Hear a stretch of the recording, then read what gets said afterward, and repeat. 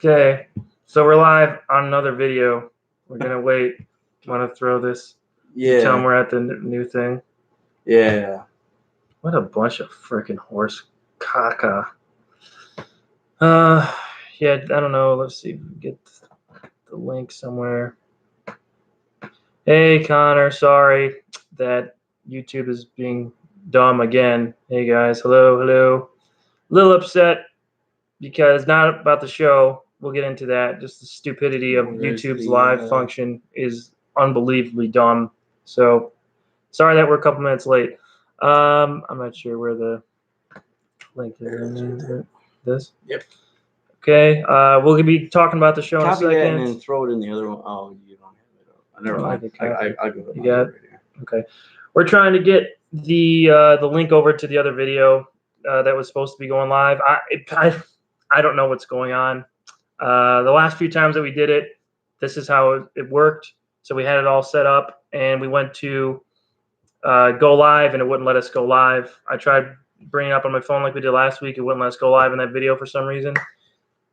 Don't know why. Thanks, YouTube. You know, I still get copyright strikes for no reason, too. And even after the copyright strike is over, there's still a hold on some of the videos, like my top 5 worst Power Rangers in space episodes. That claim expired 2 weeks ago, but still there's a hold on everything on that. So YouTube, top-notch stuff here on this platform. I love it. Really makes me happy. Okay, so you're putting the link in there and the old one, so hopefully everyone migrates over here. Okay, everyone's coming up on here, it looks like. Leave some of your guys' thoughts in the live chat there, what you thought of it, of the last episode of Game of Thrones. This was it, guys. This was the finale of a show that I've been watching for a long time now. And, yeah, it's pretty, like we always heard, it was going to be bittersweet, and this is kind of what this was for an ending to Game of Thrones. Yeah, yeah, I'd say so. Let's see what everyone says here. Everyone says links popped up. Yeah, I'm sorry, guys. Like it should have been on the other video that everyone was commenting on before. We had to start a new video, so sorry about that. I haven't seen the show, but it seems like I can avoid the final season. You got to watch the whole thing, Gamer Brony 72. I think you got to watch the whole thing to really, get everything out of it that you want, or just read the books. I mean, in 35 years when all the books are finished, maybe you could check those out. When George R.R. Martin's intelligence is transformed into a computer state that has him finish the books from beyond the grave, maybe you could check that out too. Yeah. Because he said he's not gonna have a ghostwriter. No. Or anything like that. No. If he dies, that's it. He's an old man. He's in his 70s. Yeah. Let's see if he actually finished. He types with one finger, by the way. Yeah. That was something I thought was pretty funny. I could see him doing that. So we're getting everyone over here. Thanks you guys for checking out this finale review of Game of Thrones. I'm here with Porter, who was not here last week. Last week was Mother's Day. A lot of crazy stuff was going on, so I just did that from my house. And it's actually working on my phone last time. Not this time. Thanks, YouTube. Yeah, I gotta let that go. We gotta talk about this. We gotta talk about the show.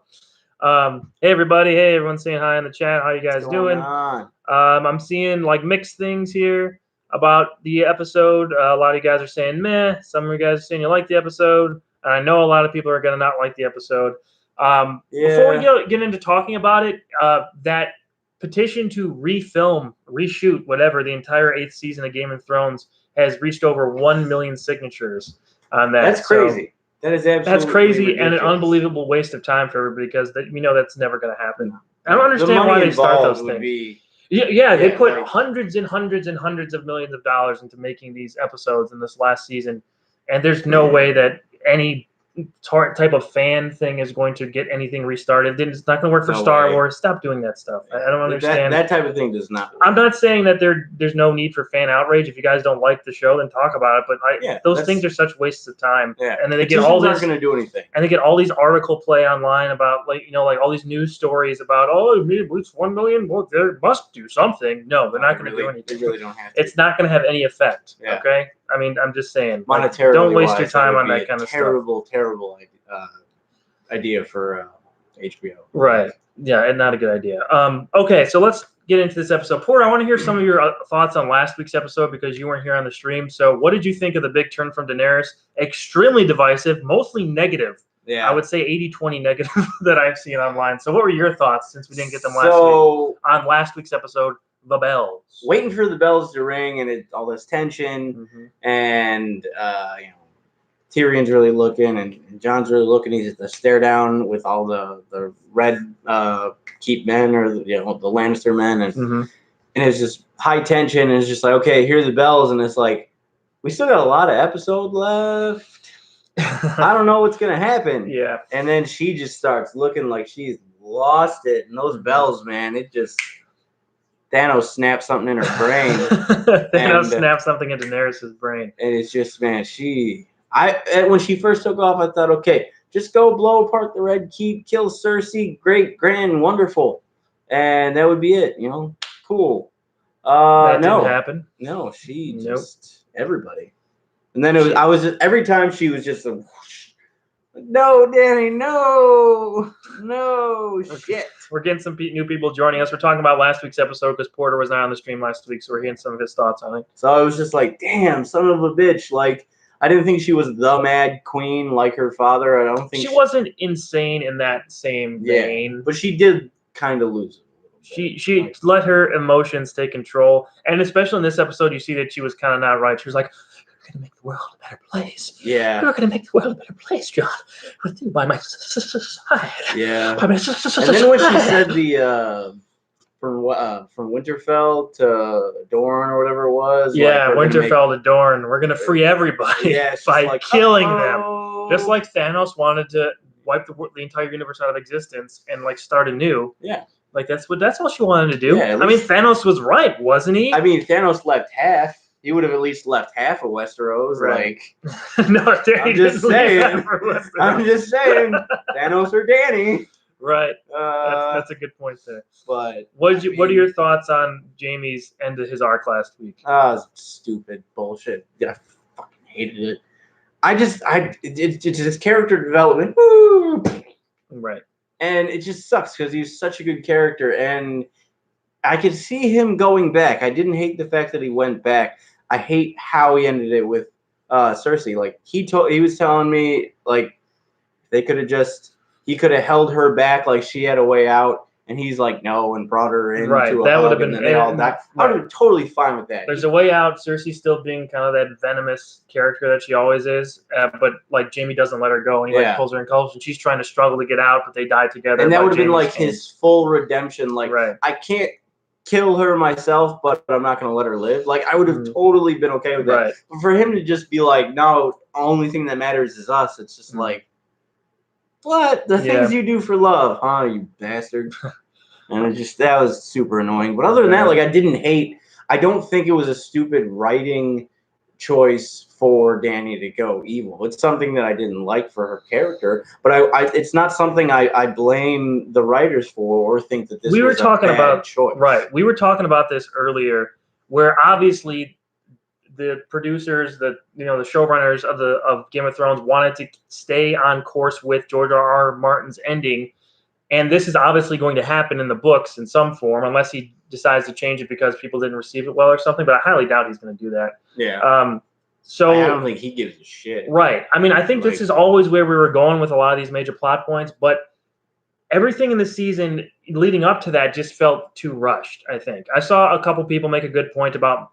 They should have just made, and I don't know if this is possible at all, but they should have made season 8 all about the long night stuff. You want to have 6 episodes, fine. Just make it all about Winterfell, all about what's going on at Winterfell with the Night King and everything, and then have a 9th season all about the King's Landing stuff, all about Dany slowly turning and having it being a more logical progression to her getting to the point of burning everybody alive in King's Landing.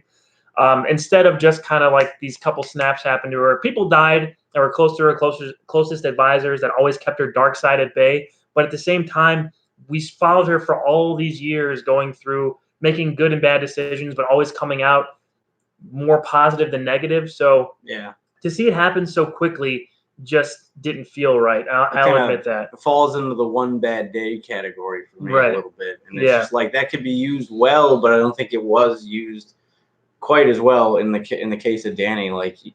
this isn't a one bad day scenario for her to just snap. It's she had several bad days. Yeah. I mean, to be fair, but I mean, in the show's timeline, we only saw them happen right after each other, and the show has taken its time so much with stretching out things between characters and character changes, and especially Jamie. You can look at how slow his arc was. Oh yeah. Throughout the whole, which is why it was so enjoyable. To see Danny just kind of go off like that, and there, like we said, there was hints at that before, but I mean, Tyrion even said them to Jon.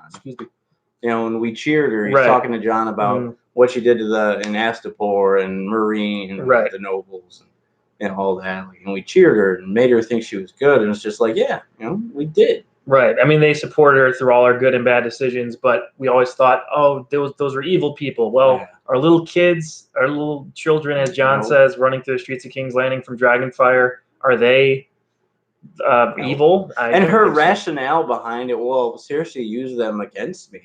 I couldn't let her win. So you knew that she was using him as a ploy against you, and you did it to prove her wrong and to win, even though you're killing children. Right. So let's get into this episode here. So we have all Porter's thoughts from last week. I did definitely want to mention some of my thoughts about Danny's turn, because I had to marinate in that in a week to really get my full thoughts together on it. Yeah. So starting off with this last episode, I don't know if they posted the title yet. If they have, posted in the chat, and I'll check it out. Maybe before we get into let's do that. Before we get into the episode breakdown, we have a couple of special beverages on hand today, sirs and madams. Yes, we do. This is my first tasting. Yes. I have not had the joy. Hey, man. Of the dark berry Dr. Pepper. A post Game of Thrones. Yeah. Dark berry doctor. He's in, guys. Me. So I mean. Yeah. Crack it open, baby. Good stuff. Yes. Let's try it. Let's toast. Cheers to the end of Game of Thrones, everybody. If you got anything. End of an era of the greatest television series in history, probably. Definitely one of the best for me. Yeah, maybe not even if the ending didn't stick the landing, but yeah. I agree. It wobbled a little bit. Cheers to Game of Thrones. Cheers. Dark berry doctor. So good. That is good. I do like it. What do you think? It's smooth. Yes, it is smooth. It has a nice blackcurrant undertaste to it, Yeah, right. Can you taste the berry? Yeah, I like it. I like it a lot. All right, good. All right, so let's get into the actual reason why this thing is streaming. Sorry, guys, we're drinking Dr. Pepper instead of talking about it. Some things are more important. Mm-hmm. As you can see, I had to calm. This has to calm me down. It ain't easy, so cheers. Yes, and I got my classic Night's Watch Bros shirt. Good stuff there. Oh, Night's Watch Bros. Yeah, again. Yes. Well, we'll get into that. Okay, so this beginning of this episode, overall, I did like this episode. I mean, some of the decisions, again, like last week, not as shockingly as last week, I didn't enjoy seeing play out. Yeah. Especially one particular thing that we'll get into. But in terms of just the aftermath of everything, Jon walking through these ashes, Tyrion walking through these ashes, finding Jamie and Cersei buried in the rubble and stuff. I thought that was great. I thought that was a great scene from Peter Dinklage. Yeah, the Dinkle. The Dinkle. What a man. Yeah, I liked it a lot. Mm-hmm. And I'm glad there was no ambiguity on are they dead? No, they were dead. They're dead. And I'm okay with that. Mm-hmm. So going from there, we get this dystopian kind of scene with Danny up on top of I guess that was the Red Keep steps, like the main area. Yeah. And all the Unsullied and all the Dothraki and all their soldiers are out, like right in front of her. And it looks like the Emperor, like raising, like the clone trooper army at the end of Attack of the Clones. Yeah. Yeah. So like she goes out there and has this big bombastic speech in multiple languages, talking to the Unsullied and the Dothraki, and addressing all the people who've been following her for so long. And if you didn't see all the stuff happening around her, you'd be like, all right, if we just saw this, think of this. At the beginning of the season, if we saw this scene, like she won without everything that happened right before it, we'd be like, yes, Danny, yes. Yeah, you win. Well, no. Not exactly. I like when Tyrion comes out, Jon joins her up there too. So Jon, Tyrion, and Danny. And by the way, real quick, you mentioned this too. There's a lot of Unsullied left and a lot of Dothraki left. Yeah. I know they said that they wiped out half, but it's in the Long Night episode. It seemed like way more than that were wiped out. Yeah, it looked like almost all the Dothraki were gone. Right. Well, apparently a lot of them were still around. You hear those yelping and everything. So So Dany has that speech, and Tyrion comes in and stands next to her, and he's like dejected, and just says that, she says that you committed treason, you freed your brother, and he said, "You're right, I freed my brother, and you killed an entire city." Yeah, you slaughtered a town. Took off the hand pin and threw it on the ground and walked away, and they had him seized. She did. Jon and her make the eye contact, and it was like, "Try something." She was like, "Try something." She's like, "Yeah, I got all my guys with me." Yeah, ooh, that was like, nasty. "Nope, I'm gonna wait." Yeah. So that was an intense little stare off there, and then we get a great scene. Also, Arya, of course, going through, who looks a little bit better off than we saw her at the end of last episode. She was covered in soot and rubble and dust, and she looked a little bit better off than we saw her at the end of last episode. But she sees Jon, and they have like a brief exchange. And the thing I wanted to mention from that little exchange is how she says she knows who you are. You will always be a threat to her. Do you think she'll basically let you live? Right. And it was just like, that's what Arya said. Thank you, right? Arya. Yeah. Thank you, Arya. Mm-hmm. Where she's at now, it's like, no, she's not. Right. You could see the conflict within Jon this whole episode, and I think that's the thing that Kit Harington does so very well with this character, is just this internal conflict about trying to find out what the right thing is to do and wrestling with that internally, and just playing that off his face. And just like little sentences that he says, a couple words here or there. Kit's great, man. I can't wait to see what he does next. I really hope Jon Snow doesn't get him in these typecast roles where he's not able to break out and stuff, because I would love to see him do some different stuff. They have more range. Right. I would love to see him do some different things in movies or other shows. Best of luck to him and everyone else involved in Although, the you know what? too. He'd be a fantastic brooding Batman. Too late. Yeah, right. That's another subject. Let's not get into that. Yeah. So we get a really great scene with Jon going to see Tyrion in their makeshift dungeon, because it's just a room that hasn't been destroyed by dragonfire, basically. Yeah. So we get a scene there, and this is a great scene. Yeah. I loved the interaction between Tyrion and Jon, and we saw Tyrion kind of come back around. I think that what they're going to try and use as a defense for Tyrion's intelligence not being here this season, as a lot of people have pointed out, I think it's because his emotions, or at least that's what they're going to say, is that his emotions were guiding him. He loved Daenerys. He believed in her. He thought that she was the one to deliver all these people from the evil tyrants like Cersei and all these other people that were running Westeros at this point. And he kind of admits all that in this scene, which is great. And then you could kind of see the wheels turning again. He's like, he's basically saying, without saying, that you have to kill her. Like, yeah, she has to die. You cannot let her live, because she's going to keep going. And like Jon said, that like, oh, she's our queen now. Like, this is it. It's over. The war is over. And like, it was terrible what happened, but the war is over. And she said, Tyrion says, did that sound like someone who's done warring? She said she's going to go from Winterfell to Dorne, and everyone now, and Essos too. She wants to rule the entire world, entire known world, entire realm of Game of Thrones, Essos and Westeros. So, man, that was a great, powerful scene, and just seeing Jon struggle with what to do. His grief was great stuff in that whole scene. Like, fantastic stuff.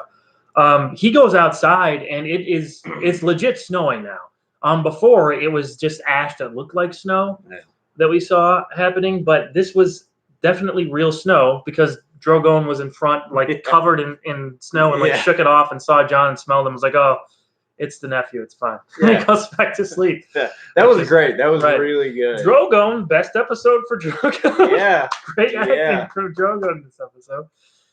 So Jon goes in.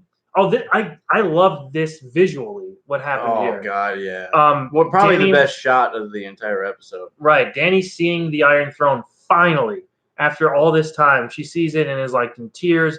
Goes up and touches the Iron Throne, and just out of the shadows in the background, we see Jon Snow enter the room. Yeah, just barely, and he's just stepping in, and then you see him come into frame just a little bit. Oh, it was such a beautiful shot. It was great. I loved it, man. And then when he comes up there, they have a conversation. Like, Dany's she's so giddy about everything. She's like, we're going to save the world. We're going to save the world, Jon. how she went about sort of not feeling any of the emotional loss that happened there and just focusing on that conquest that she finally achieved was disturbing as hell. Yeah, she full blown lost it at that point. Like she was totally a little more mad, I think, in that scene than even when her emotions took over and she burned everybody in King's Landing. Because with how she reacted seeing the slaves and the children and slavers or Marine when they were up on the signposts with their hands crucified them. And she saw all the children and she lost it. She was so pissed they killed children. That Dany seeing this would have.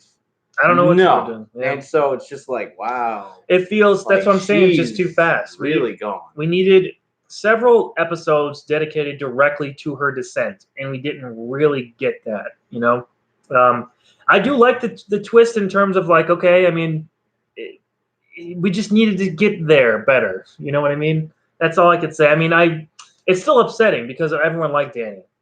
But how that went about, it just didn't feel as natural as it could have been. Yeah, it definitely could have had a little I could see her getting there. I mean, she was close on several occasions before. So absolutely. We'll see. I don't think this was a wrong turn for her character or something out of the realm of possibilities for her character. It's just we got there too quickly. You know, and I agree. Like I'm not mad at the choice. Sure. I'm just mad we didn't take enough time to get there. Right, I know what you mean. So, and, you know, George R.R. Martin was saying, like, about this last season and all that stuff.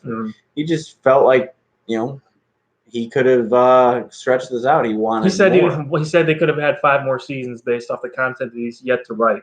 So that's pretty crazy. That's 2 books. That's your fault there, big guy. I mean, I can't blame the guy too much because he's an old man. I mean, he's typing with one finger. How long is that going to take? But yeah, right. And at the same time, take dictation for him. I mean, I guess, but at the same time, yeah, it's like he's doing all these other things, and it's like, oh, just finish the books. I can't be mad at that. You know, I just want him to finish it before he dies. Yeah. I hope he gets to finish his legacy. But anyway, back to this scene. So Jon is the exact opposite of Dany here. Dany is giddy about finally winning and like saying, we're going to do more. We're going to do more. We're going to free the entire world. And Jon's like, there are little children burned. You burned in the streets and everything. Yeah. And he's just filled with grief. And you could tell that he doesn't want to do what Tyrion asked of him and that he knows he has to do. He's trying one last-ditch effort to get through to Dany, and Dany's gone, man. This is a new person almost, it feels like, who's just obsessed with trying to rid the world of evil, but she is the evil, and she can't see that. And that's the tragedy of Daenerys Targaryen, ultimately. So they embrace, and she's like, you need to rule it with me and everything, and they hug, and they kiss for a second. And he's just like, he said, you'll always be my queen. And he Raphael signs her. Got her right there. And just the confusion on her face. Mm-hmm. It's like, man, that's heartbreaking. I don't know how he didn't lose it. He was losing. Like, he was crying. Oh, well, yeah, but I mean, like, I'm like permanently, you know what I mean? Well, yeah, I guess. I mean, we saw blood start to trickle out of her mouth and her nose and everything, and she's completely shocked.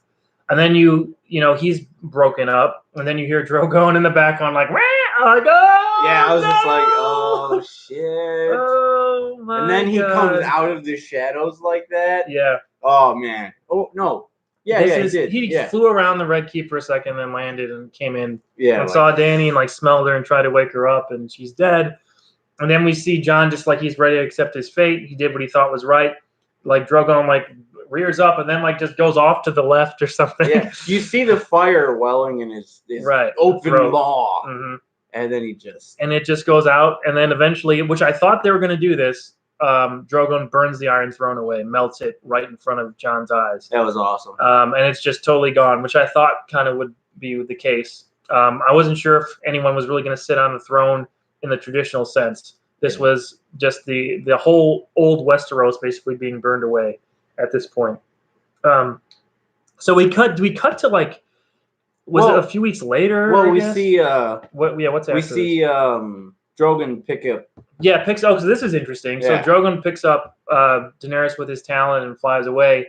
And it's like, all right, I guess that's also like, that's the end of the Targaryen legacy. That's it. The last dragon. And the thing about that is, it's like, okay, in folklore or whatever, legends, whatever you want to say, dragons have often been considered incredibly intelligent, sentient beings almost. And so it's like, did Drogon know like that she fucked up like that? Like, did he equate the Iron Throne to her madness? And is that why he burned it? Like, I really wish I could read into it more like that. I think that it felt like he wanted to burn Jon, but knew that he couldn't because he was also a Targaryen. All this was Dany's family. So it's like, he knows that he's kind of a part of this whole thing, and he's basically his family too, because Daenerys was the mother of the dragons and everything. So that was I really liked that scene. I thought that scene was really great. Good. Yeah, my heart rate was jacked on that one. Yeah. Like, is he about to get chomped in half, burnt to a crisp? Like, and I was like, okay, what if he does burn him? Is he gonna pop up like, yeah, I'm Targaryen for sure now. Like, I'm alive. Look, somebody bleached my hair. Oh God, no. Oh God, no. After this is the time jump, I think. Yes. So let us know if we're missing anything. But basically, we see Tyrion come out, and they're in the dragon pit, and this seems to be at the very least weeks later. Yeah, he said it was. Yeah, they said it was like a few weeks or something. Right? And Grey Worm has. Oh, by the way, I almost forgot that scene. I love the tension between Grey Worm and Jon earlier when they're about to kill the Lannister army. Yeah. Where Jon grabs Grey Worm's arm and they get to stare down, and then all their the Unsullied and the Northmen just like draw their stuff and are ready to go. I thought that was awesome. Oh, yeah, definitely. But anyway, coming back to this, Grey Worm leads Tyrion through the dragon pit and has all the great leaders of the houses of Westeros are there. So, so much for leaving a Stark in Winterfell, by the way, because all the Starks that were alive were there. Yeah. There must always be a Stark in Winterfell, except when they're choosing a new king. Do you know why? Did you hear the theory about that? About what? Being a Stark in Winterfell? Oh, because that protects like the Night King or something like if there's no Stark in Winterfell, then the Night King or White Walkers could breach or something. Yeah, and that's why, like when White Walkers breach, that's why because there was no Stark in Winterfell. Right. So like, yeah, that's a good point. Interesting. So we'll see if they expand upon that. Doesn't matter anymore, I guess, right? Well, I guess not. All these theories and stuff that I've been seeing, I guess not. So this scene was good, kind of. It was awkward. I mean, we have Samuel Tarly stand up at one point and say, "Why don't we let everyone choose a new leader?" Basically, like a full democracy, and they all just laugh at him. And it was like, why why did we do that? Why did we put that in there? Yeah. I mean, it almost was like they knew people were going to say, "Why don't they let like the people choose? Why isn't it a full democracy?" I think they had to put that in there just so like they could address like these people would never let just random common people choose a new leader. So whatever. But basically they're at an impasse there because the Unsullied and the Dothraki and all of Dany's forces are still within King's Landing, and right outside of King's Landing are the Northmen. I'm assuming Knights of the Vale and some stuff are like surrounding. We see Jon Arryn's kid is there, no longer sucking on Mama's teeth because Mom has been dead for years, son. Went through the moon door. Right through the moon door, gone by Littlefinger. So we have all those great houses there, and there's like this impasse. They want to kill Jon Snow, and Grey wants to kill Tyrion and Jon Snow, but he knows that they can't do that now. So it's like they're at this impasse, and they decide they have to choose a new leader. They have to choose a new king. So what they do is go around, and Edmure stands up first, and they have to make him super dumb. I don't think he was this dumb in the books, from what I remember. I've only read the first book so far, but I've read a bunch of the other outside stuff, and he doesn't seem like this stupid. But Sansa basically has to tell him to sit down, and he just goes, okay. He bumbles down. Yeah. So then that's when Sam comes up and says about the full democracy. They all laugh at him, and then Tyrion suggests Bran. I think that was a good scene.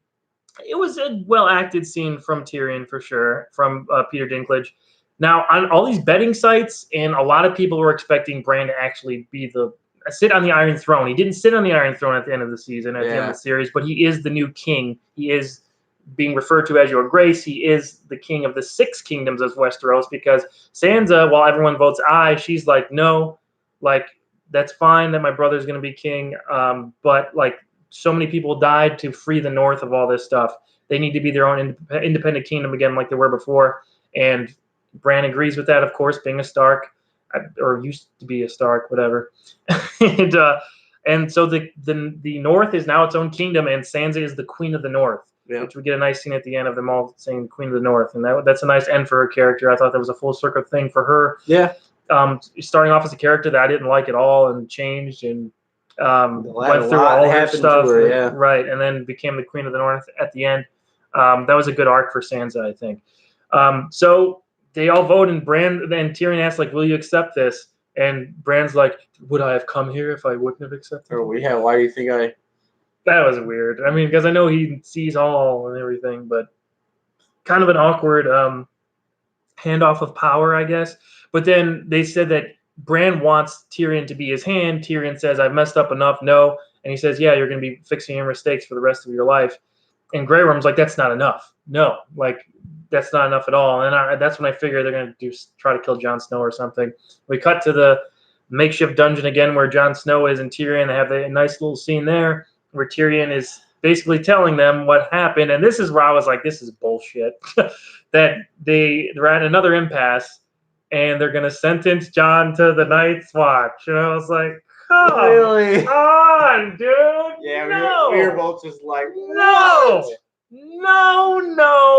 no, screw that. That was freaking stupid. Stupid. Sorry. I don't quite share his rage. I'm not a fan of the choice, but it makes sense. Don't like it. No, it makes sense. No, I'm saying it would have been fine if Jon chose to go there. Yeah. But the fact that they sentenced him to the Night's Watch again, that was freaking dumb, man. That was dumb. Okay, I mean, if he freely would have chosen, there's no place for him in King's Landing. There's no place for him in Winterfell anymore. Yeah. I mean, like, send him to, like, just have him go there out of his own free will. Basically, go to the Night's Watch or die. Even if it was a choice like that, do you think it would have been better? No, because that's exactly what they did. That's the whole point of the Night's Watch. Yeah, is to get out of being killed. You serve the rest of your life over in Castle Black. So, by the way, what are they watching for now? I don't know. Yeah, I thought I was thinking honestly, and I told you this before the episode started. If Bran sits, is king at the end. Yeah. The final shot's going to be his eyes going blue, like the Night King somehow transferred his consciousness into Bran Stark, and now he is the Night King is also ruling Westeros and everything. So, I kind of halfway expected them to screw with us at the end like that, but that's not what happened. It was great seeing Jon. See, it made sense for him to go back there. But how they made him go back there, I thought was so dumb. Yeah, I can see that. But him going back there is fine. So we get a nice ending scene with him and all his siblings, or cousins, basically. Yeah. We get a nice goodbye with Sansa, who's going to be ruling the North now. They embrace Arya. Jon and Arya's relationship was very important to the show in its early years, and especially these last few seasons with them reuniting, or I guess just this last season. Yeah. It was great to see them together again. So she says, what's west of Westeros? I'm not going back north. She's going to go off and explore, which is a good end for Arya's character. Yeah. She's not like a full-on killer anymore, but she still has all those skills if she has to use them, and she's going where the maps end. She's going to go west, and she's not looking back. So maybe she'll meet Fievel. Fievel goes west? Come on. I know. All right. It's very funny. Thank you. Very funny for her. Thank you, Internet. Please laugh for me. Somebody put a rimshot GIF in there somewhere. I don't know if you could put GIFs in that live chat, but whatever. So yeah, I like that. That was nice. And then we get Bran the Broken is what his nickname is, and Bran is just standing there like standing there. Sorry, you know what I mean. Sitting there. Sorry, he floated it up. No, he was sitting there and was like, oh, you were always where you're supposed to be. Because Jon apologizes for not being there when he needed him the most. But I mean, Bran's not really in there anymore, as he said about 100,000 freaking times. Yeah. So that's it. Jon goes off. What? We've got the King's. Yeah, I was just gonna talk about Jon stuff. Okay. First, so like he ends up back at the Night's Watch, back at Castle Black, which was a nice closing scene for him. A really good closure for the character. Tormund's there, and just they make eye contact. But more importantly, Ghost is there. Yes. And he pets him. Yes, and he pets Ghost and embraces Ghost, and that was maybe my favorite part of the whole episode. He doesn't need a dragon. He's got Ghost. Yeah. Awesome. Although I don't think he can ride Ghost like he can ride. No, he can't. But Ghost more reliable, I think. Yeah. He made it through the alive. Yeah. Right. Yeah. Yeah, that's what's up, man.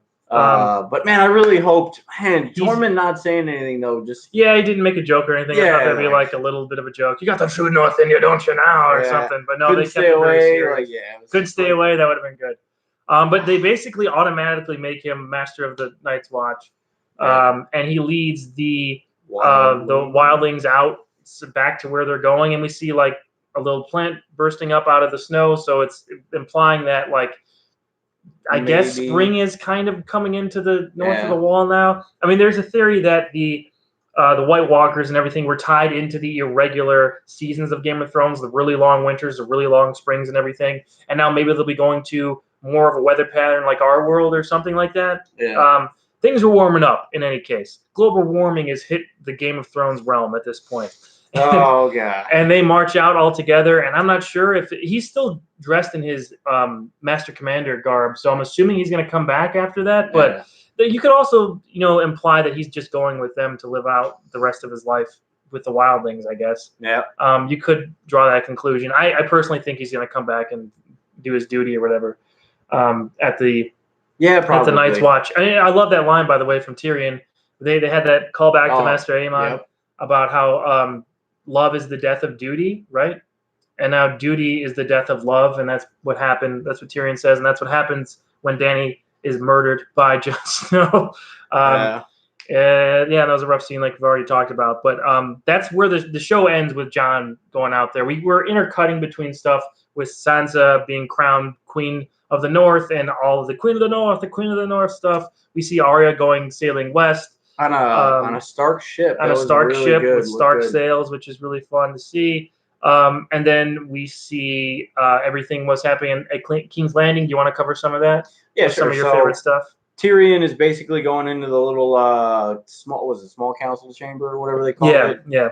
And sits down. No one's there. All the chairs are disheveled. He gets up, rearranges the chairs, and then who comes in but Sir Davos? Bran is the master of coin. Yeah, and Lord of Highgarden. Yeah. So he got that's quite the come up.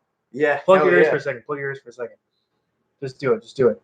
I don't know if anyone's seen John Wick 3, but I'm going to spoil a really small part. Bran is in John Wick 3, carrying on the tradition that Theon was in the first one, and now he's in it. It's awesome. It's just awesome to see him in there. He has blonde hair now. Okay. All right. I didn't quite catch all that. Thank God. I haven't seen John Wick 3 yet, but I don't know what you just said. I feel like I'm left out of the joke now. It's not a big deal. It's all right. The joke is on me. The joke is on you. So anyway, that small council scene was really nice. We see that Master Samuel Tarly. Maester Aemon. Right. Or Maester Tarly, I guess. Maester Tarly. Yeah. He comes in and he's the main guy there at King's Landing now. Yep. For the Maesters and everything. Who else was in that scene? Was Brienne of Tarth? Podrick was there. Yeah, Brienne and Podrick bring in Bran. Right, Bran the Broken. So yeah, Sir Podrick of the Knights King or the King's Guard. The King's Guard. That was awesome to see. And Bran looked like the Lord or the King's Guard commander. What's the official title of that? I can't remember. But she looked like the King's Guard commander. Right. Person. Commander of the King's Guard. I think is what it is. So yeah, that was an interesting scene. It was pretty decent.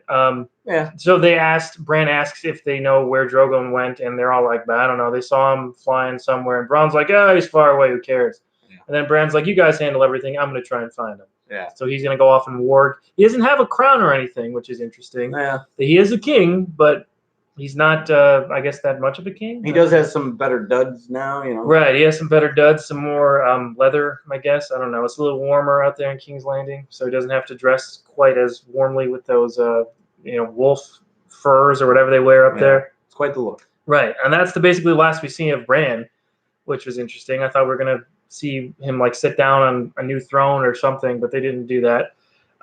So Tyrion's back in his element, everything that he's gone through. They wrote a Song of Ice and Fire book. One of the Meisters did. Yeah. And chronicled everything after was it after Robert's? I think it was after Robert's Rebellion or something. Robert's Rebellion, okay. Or after he died. I can't remember. But he asked, how much am I in it? What do they say about me? And he's like, well, you're not really mentioned at all. It's like that's good. All right, sure. I guess that makes sense. Yeah. So, yeah, that was a good scene there. Not amazing, but, it was cool just to see all those characters reconverge. Yeah. I like the scene with Brienne adding to Jaime's story at the end, died protecting his queen. and also wrote everything else that followed. Yeah, lost his the hand Kingslayer stuff. yeah. Yeah, so that was a nice closure for her. I was really hoping we'd get to see Knight or Sir Bran. Oh yeah, I thought we were gonna flip the page and say Sir Brienne of Tarth, but we didn't see that unfortunately. I'm sure there's some Easter eggs in there if we like pause it and read some of the stuff. Yeah. Which we'll go back and do eventually. I'm sure everybody will. Yeah. So I think that we covered everything, right? Pretty I think much. we covered all the big things that happened. So Game of Thrones, the series finale. Overall thoughts for you, Porter? What did you think of the finale? How it ended the show? Just this finale. It stumbled a bit, but I think it finished pretty well for me. Like, I'm not left with a bad taste in my mouth. I'm not like, oh my God, I wish they had done this differently, or I can't believe they had done this. They did this or anything like that. And it's just silence.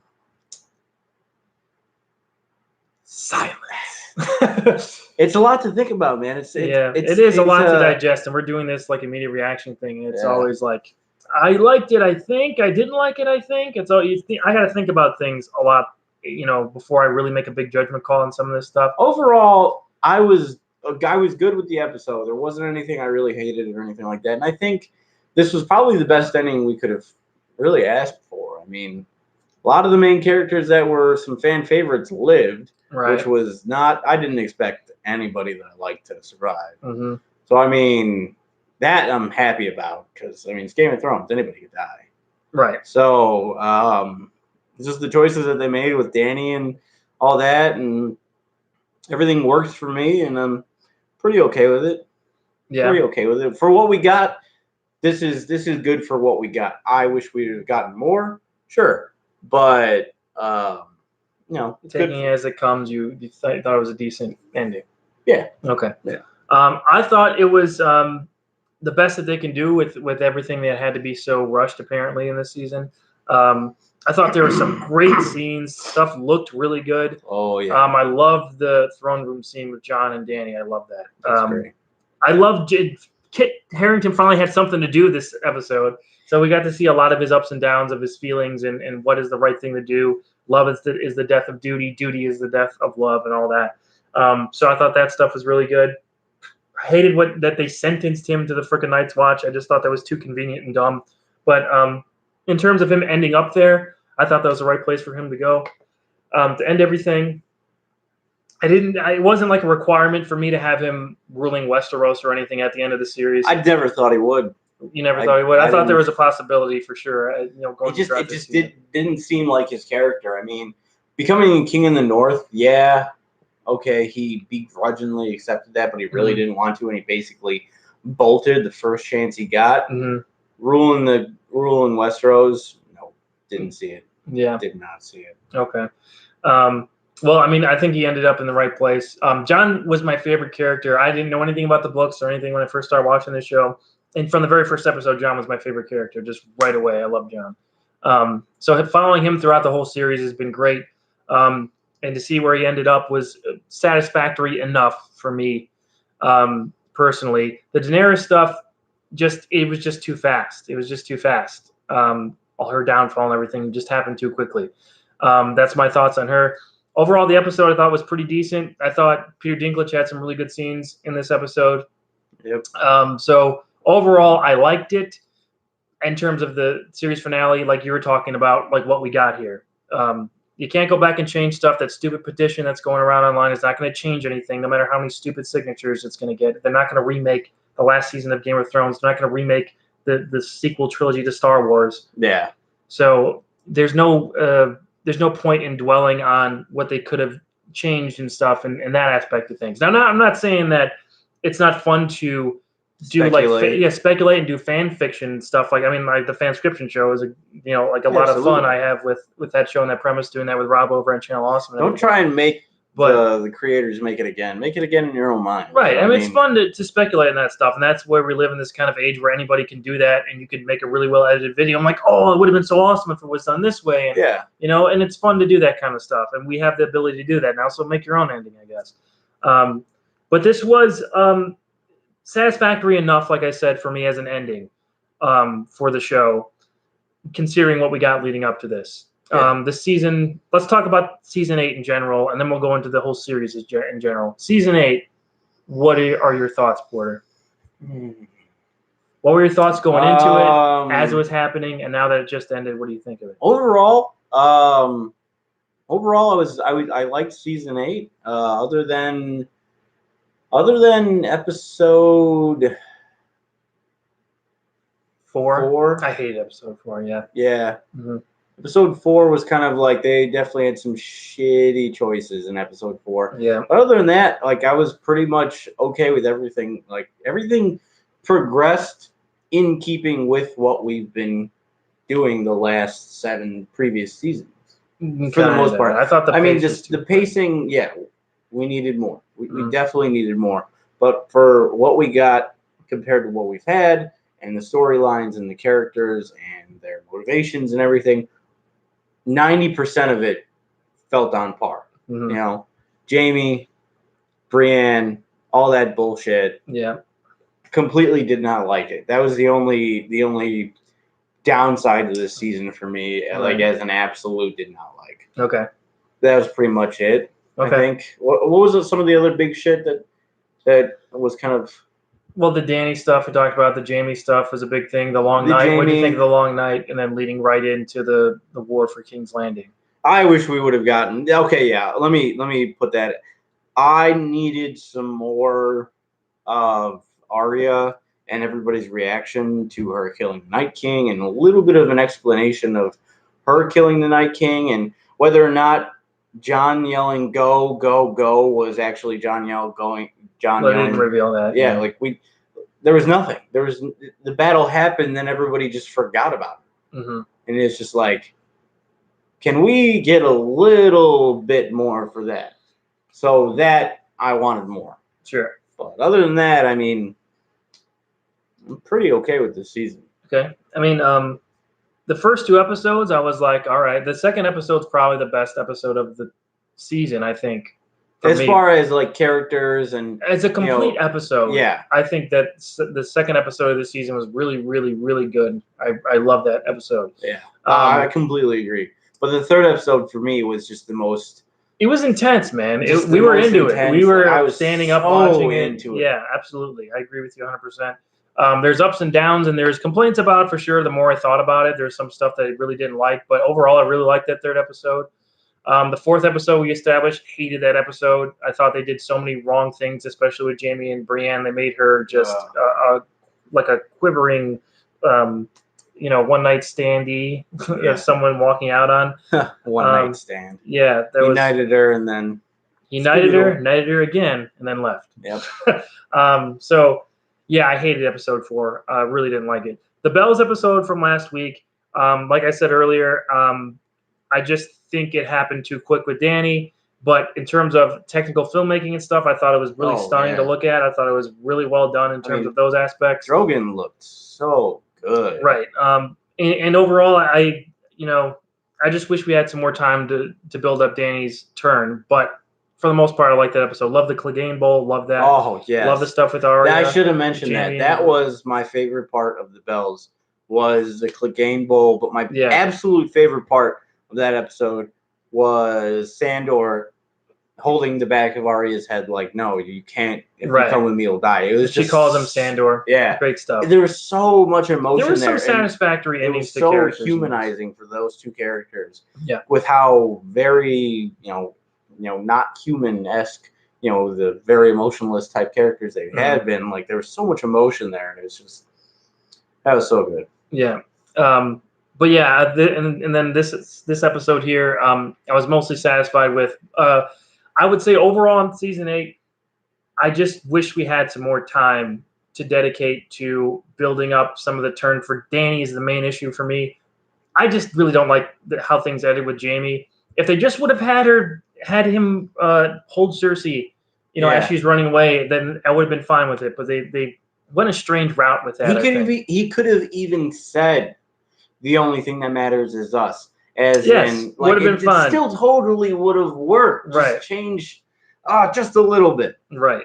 So yeah, disappointed by that for the most part. But I mean, in general, this season, like, it was a spectacular ending in terms of the visuals and seeing everything play out and all this build up. That I think delivered. I just think some of the character choices were left a little bit to be desired. But overall, am I satisfied with the ending, considering what we had here at these 6 episodes? For the most part, I am. Not perfect. They didn't really stick the landing like I think a lot of people were hoping they would. But yeah, we kind of expected them to because of the last 7 seasons. I mean, they've just been right, gold. True. I personally and a lot of people have don't no like problems 6, with 7, Steven. 5, With 6 right, or 7. Right. I like season 6 a lot, actually. Yeah, I thought season 6 was great. I think that was the Battle of the Bastards and stuff. So, but anyway, yeah, that's my thoughts on season 8. Now, overall, Game of Thrones is finished as a TV series. Porter, I brought you into this. I brought you onto this hype train. He did. I guess a few years, 5 years ago now, or something. Something like around the third, after the 3rd season aired. I think it would have been 6 years ago. I think. Was it really? Yeah, because 2011 is when it started. I don't know, but I brought you in after, definitely after. I think the first 3 seasons were already out. Is when I brought you into it. No. The 2nd season just came out, and the 3rd season was about to start. Oh, okay. So yeah. Okay. So what do you think overall of Game of Thrones as a TV series? I've never watched anything like this in my entire life, and I remember watching the first episode. Like, okay, this seems interesting. Well, pushes the kid out the freaking window. Dude's fucking his sister. Wow, okay. This is interesting.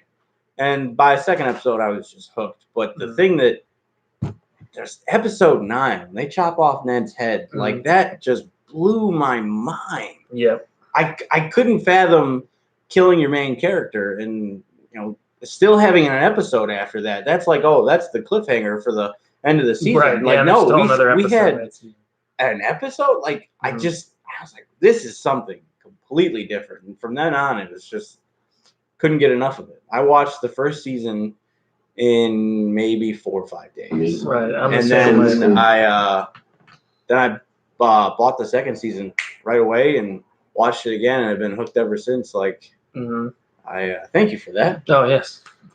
Called me from California saying, "Dude, you got to watch this." Yeah, this is the thing. I went to my best friend Harry still lives out in LA, and I was hanging out in his room, and he was like, "You gotta watch this show, Game of Thrones." And he was going off to work, and I was just like hanging out, kind of on vacation, sort of. And so I pulled that series up and just could not stop watching it. I had watched like 20 episodes in like 2 days or something. 2 days? 2 or 3 days. Because it was the first 2 seasons, I think, were out, and I got through that like so quickly. So it wasn't much of a vacation because I was just watching Game of Thrones up on the computer in there. So yeah, that was a very interesting couple days, just absorbing everything. And I told you about it. And I got back, and like a lot of time had passed before like we started watching it together. Yeah, because we didn't have access to it. We had to wait till season 3 was already done. Right. And this was back in the golden age of still, burning DVDs and stuff. And if I had a friend from my old job actually was able to find the season online and burn me the season on like 7 or 8 DVDs. And we ended up watching it at my other house. So yeah. So we got into. We didn't catch up. We didn't start watching like. I think season 4, maybe, or maybe with the online. Yeah, I think. Yeah. Or we started watching when those episodes came out. Yeah. I think it might have been season 4, but I've never seen anything like Game of Thrones. I'm happy that this actually happened, and then we all got to experience it through our different perspectives and everything. And I've never seen a show spawn so many theories and fun videos and getting to see all the reactions online that people had, and like theories about where things were going to go. L plus R equals J and all these other things. Tyrion's the secret type, Targaryen, all this stuff. The theories are so fun to talk about and see other people explain, and just delving into the world of Ice and Fire and getting to read the first book. I got to read the illustrated edition, just finished that a few months ago. Before that, I read the Night of the Seven Kingdoms compilation of those 3 stories from the Duncan Egg Tales. That's great. And my favorite thing is still the World of Ice and Fire that I've talked about on this stream and our other reviews before. And it's just all the history of Westeros and Essos and everything from the perspective of the show. Like a Meister wrote this big book. and it's freaking awesome. I love it. Just delving into the lore of the show. And if you read that book, you can see where all of these different things that they can go off in these spin-off series are coming from. You can see just from thousands of years back. You can go back to the original Long Night. You can go back to the formation of Dorne and everything with the Martells and the Roanar and all that stuff. There's so many great stories hidden within the world. It's not just the stuff that happened after Robert's Rebellion that's interesting. Robert's Rebellion itself is very interesting, but there's so many things that happened before that. All the Targaryen kings are outlined in that book, and it just came out with the Fire and Blood book of covering them more in depth. So I'd love to get that and read it eventually. Game of Thrones is going to give me more satisfactory content and more stories to get out of a world than any other thing that I've ever seen my entire life. Probably, and I thank George R.R. Martin. And I never would have gotten into it if it wasn't for the show. So I thank W.B. Weiss, right? Is that his name? D.B. Weiss. D.B. Weiss and David Benioff for bringing it to the big screen the way that they did. Even if a lot of people just think they stumble at the end, we still got this show. Yeah, there's no way they can be perfect and please everybody. So no, and even if it wasn't going to, even if they had a perfect time period to finish this up, still I think a lot of people would be complaining about. That's just kind of the nature of online fandom now, unfortunately. Yeah. For better or for worse. And speaking of the fans, there's nothing wrong with critiquing things. Like I've never seen a show, you know, other than something like the Marvel Cinematic Universe or Star Wars. Mm-hmm. Like I've never seen a TV show spawn the globe as it has and be such a pop culture icon. Yeah. And so just it brings people together. Yeah. I've had tons of conversations with people just through work, through other places, other friends. Like someone mentions Game of Thrones. You watch Game of Thrones? Yeah. And then we're just straight into just geeking out. Like there is no like, oh, I'm a fan too. Everybody I've ever talked to about it is just straight. Yes, they're into it. It's intense, and there's barely been anything like that. That's not a TV show. No, absolutely not. I mean, this is incredible. Like some of my favorite shows, Batman animated series is up there. This is right up there, even if the ending is not perfect. I love Game of Thrones, man. Yeah. And like I said, it opened up a whole new world literally for me to delve into and to see all these other stories. And I just love knowing all the little details about the history of the realm. It's just great. I love it. Yeah. So I can't wait to see more stuff from Game of Thrones. I can't wait to see what they do with the prequels that they're going to be airing on HBO. There's still 3 in development right now. Originally there was 5, but I think 3 are actually getting a pilot. So I can't wait to see what they do with that stuff. I saw some screenshots of the first children or the children of the forest. Yeah. And it was making it seem like the children of the forest and all that was going to be one of the. I know the original Long Night is supposed to be covered in one of these series. So maybe even like the arriving of the First Men, which is this big war between the First Men who arrived in Westeros and the children of the Forest and everything. So that would be that would be really cool. I mean, that'd be a big budget. Right, for sure. I'm going to get into the chat now, and we'll go through some of these comments. So if you guys have any questions for us, make sure you leave it in the comment there. I'm going to start from the top and work my way down as quickly as I can. Yeah, I saw Brock Lesnar just won the Money in the Bank. Oh, God. McShalty won if you're still watching. Yikes. My favorite part was when Drogon melted the throne. Yeah, I've been waiting for years for someone to destroy that damn chair. I agree with you there. Has everyone seen the episode yet? I hope so. Right. You think the producers ended the series with such a poor ending in order to start a movie spinoff in which maybe Jon Snow comes back to take the throne? I don't think so. I mean, it would be kind of fun to see maybe 20 years down the road, some kind of sequel would be kind of fun. But no, I don't think they tanked it on purpose to make a movie. I mean, the creators of Game of Thrones, the TV series, are making that Star Wars trilogy now, so they're going to be busy for years and years to come. Yeah. Danny was insane. Yes, I agree. Jaime and Cersei was not good. They get crushed. Like, okay, no one sees or does it. No satisfaction. Yeah. No satisfaction. Yeah, I agree. I feel dead inside. I'm sorry there. I'm sorry that you feel dead inside. This show gave us so much life, though, I think, guys. I think this show really is a positive force in a lot of people's lives. Good. It's kind of controversial in some of the more risque aspects of it. And I think they could have, held back on certain things happening in the show. But overall, you got to take with the good with the bad in this series, and I think it's obviously way more good than bad. Yeah. Let's see what else we got here. Bad boys for life together. Yeah, talking about Cersei and Jaime together, and they die together. Bad boys for life. Let's see what else we got here. HBO wanted 10 seasons. I'm not sure if that's true, but that's a comment in here. I mean, it's a moneymaker, so they probably did. Yeah, they could have gotten 10 seasons. Right. If they knew it was ending last year, should have been about the dead, and this year about the throne. That's exactly what I agree with, 100%. They're on Star Wars. We're talking about the like we said, the creators from this are on Star Wars now. Yeah, all happened so quickly. Connor, I agree with you. That's my one big gripe with this. Bran sitting on the throne, I think a lot of people might be upset with. Not the Iron Throne, but the throne of Westeros in general. It is kind of just freaking weird. Bran did not get really any development this season, or really last season. So we're not really invested in him, I think, the way that it seemed like we were going to be, with him leading up to getting the Three-Eyed Raven's powers and stuff. So I could see people being disappointed with him running the show at the end. Kill the Rose, still couldn't. It reminds me the Iron Throne was still standing after Daenerys' ridiculous rampage. Yeah, Drogon definitely fixed the Iron Throne still standing. You're right. Let's see what else we got here. Talking about the Dr. Pepper Dark Berry. There, if they're not in your area, I'm sorry. You guys got to find this Dr. Pepper Dark Berry. It is delicious. So good. Let's see.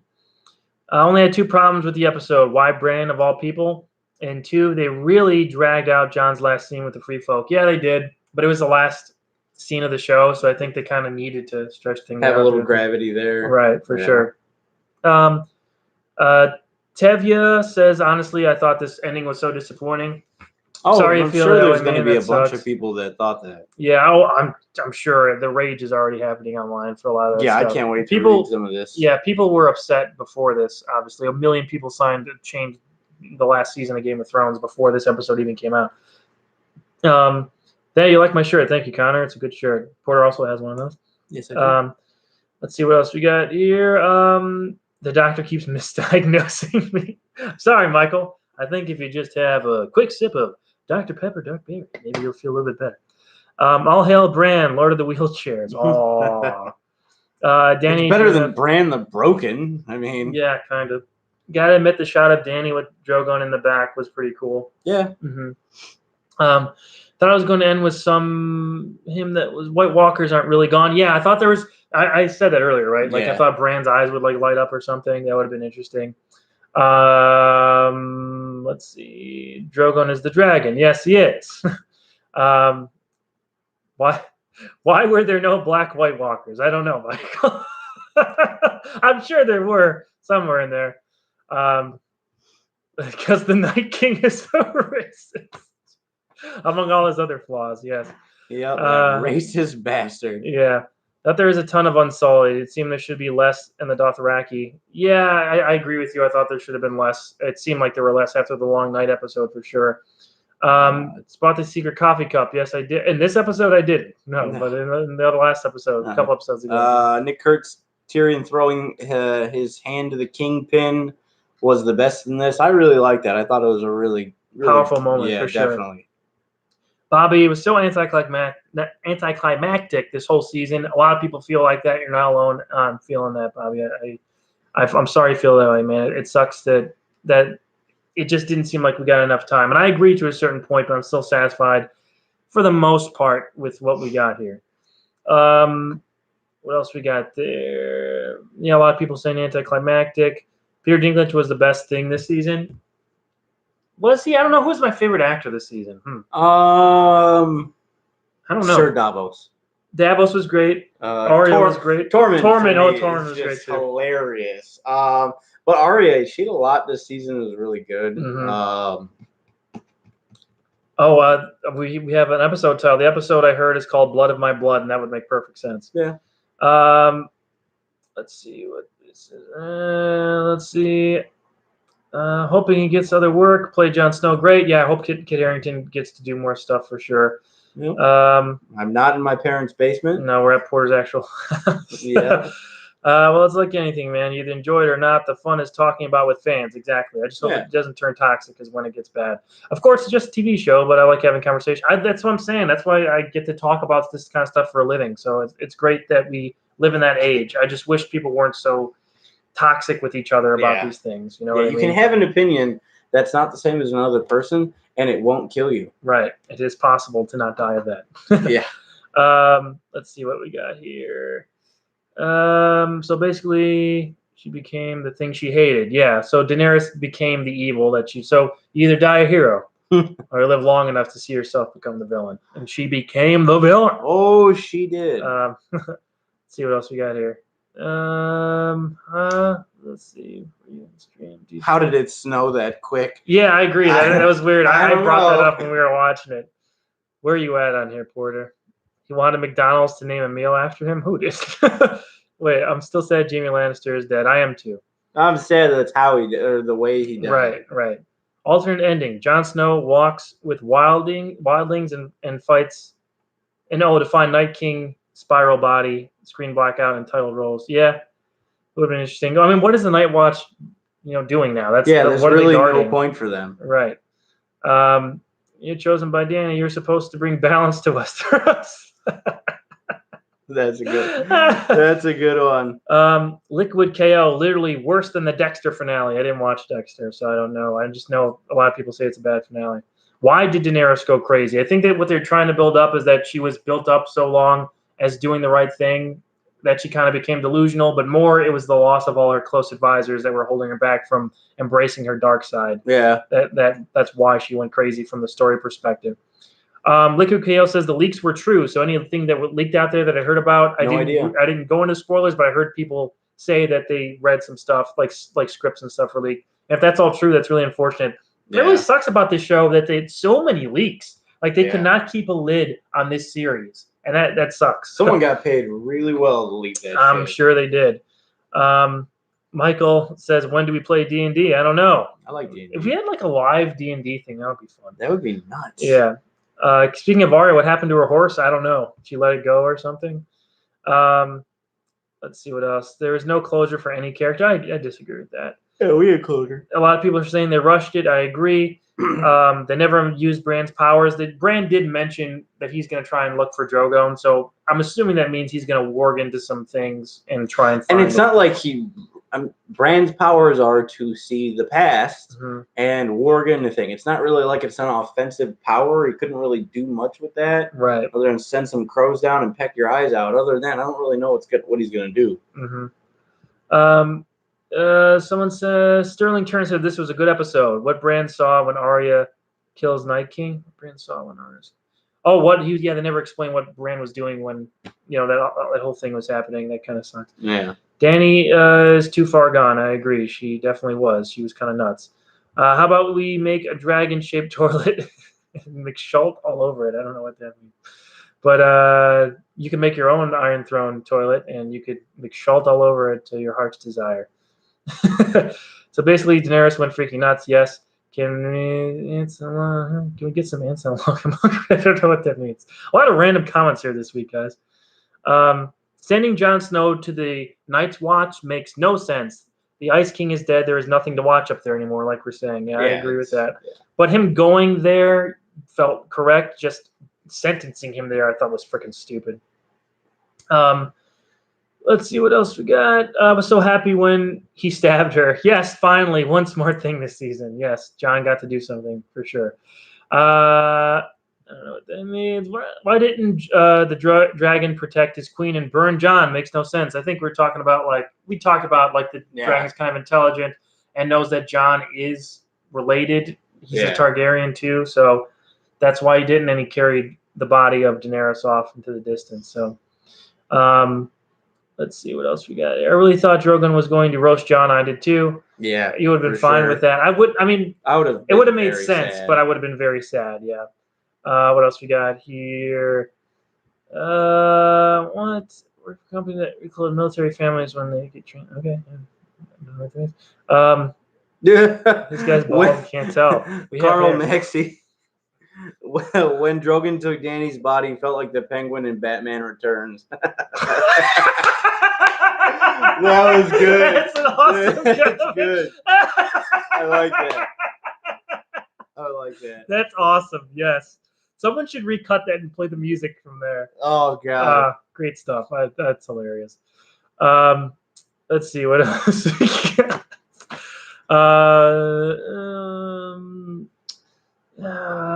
We don't believe these two have pants. Let's show some pants. We're both wearing pants. We both have hair and we're both wearing pants. So you can stop the wondering. I found that some of the lines were, hey, leave some comments about when you guys started watching Game of Thrones. Like, leave some of your comments about how you got into the show, when you started watching, and what you really liked about it overall. I want to see some of that stuff. Yeah, for sure. Poor, you go through some of the, keep going, scrolling through where we're at now. I'll go towards the bottom where we're at now. All right. Okay? Bring some stuff up. Let's see what we got here. The Jon and Dany scene made me think of Old Yeller. Absolutely. I agree with you there. Yeah. I had said it felt very much like X-Men 3 with Wolverine and Jean Grey. Yeah, that too. Yeah. That felt that too. Trevia Smolka, that's my question of the day. Where did Drogon take Daenerys? I don't know. Dragonstone? Valeria, maybe. Valeria. Yeah. I don't know. Well, maybe we'll never find out, probably. Jon gave her the kiss of death. He did with Raphael Sai. I never saw him have that before. It just randomly has a sigh. I thought it was a dagger. I thought it was a sigh. It had like the curved but it still could have thing. Yeah, but it maybe. Whatever. Let's see what else we got here. What I liked about Game of Thrones was from the very beginning, it had balls and nobody was safe. That's one thing I agree with you there. I tell you, Connor, I'm not a hardcore fan, but it was my friends that got me interested. But it was the fact that I started watching it with my dad. Okay, so a lot of people watch it with their families. I could not watch this with my parents, folks. Absolutely not. No way. That would have been way too awkward. Yeah. Clover Hat looks like Samuel Tarly hip hop brother. Samuel Tarly's hip hop brother. That's the second time I've gotten something like that. Really? Thank you. Clover Hat. That's just my new name from now on. Clover Hat. Hi, I'm Clover Hat McTavish. Hey, Clover Hat, what's going on? How are you? Hey, thanks for joining me on the stream, bro. All right. We're getting a lot of comments at the bottom now. You guys sharing your thoughts on the whole series. It's hard to feel satisfied with Bran being king when his character has been so dull and hard to connect with. Agree 100%, David. What is your favorite character? My favorite's Jon Snow. Who's your favorite character of the whole series? Tormund. Tormund's great. I love Tormund. That's not a incorrect choice. Took her to AMC to join the Walking Dead class. Talking about Daenerys. Drogon taking Daenerys to AMC to join the Walking Dead cast. That's a sinking ship right there. I personally got into Game of Thrones. Was the very beginning with season 1, so that's an original right there. Yeah. We got Ajith Maya. Sorry if I'm butchering any names. Season 1 begins with a gate opening and people venturing out frightened. Season 8 ends with a gate opening and people venturing out with the promise of a new spring. I like that. That's a good point. That works very well. For sure. AD 576. Overall, I feel the theories and nitpicking have ruined some of my favorite shows and movies like Game of Thrones and Star Wars. I agree that nitpicking for sure, but I love the theory stuff, man. I mean, I love hearing people's opinions on things, and even if they don't turn out the way, I always tune that stuff out before I go into watching something. Yeah, I don't need any theory, anything like that. Like, I'm totally fine with talking about, but when I'm in the show, I'm just in the show. That's it. There's no. I agree with you 100%. The only theory that I really had any investment in was R plus L equals J. Right. And that turned out to be true. So I love those theory videos, man. I love hearing people's thoughts and well-edited videos talking about what could happen or what should happen or what they think should happen. That's, like, again, why I like doing Fanscription so much and Channel Awesome. What's we got here? I got into the show when my uncle was watching it. My first death was Viserys' Golden Crown. Yeah. That was and the Moondor death battle with Bronn.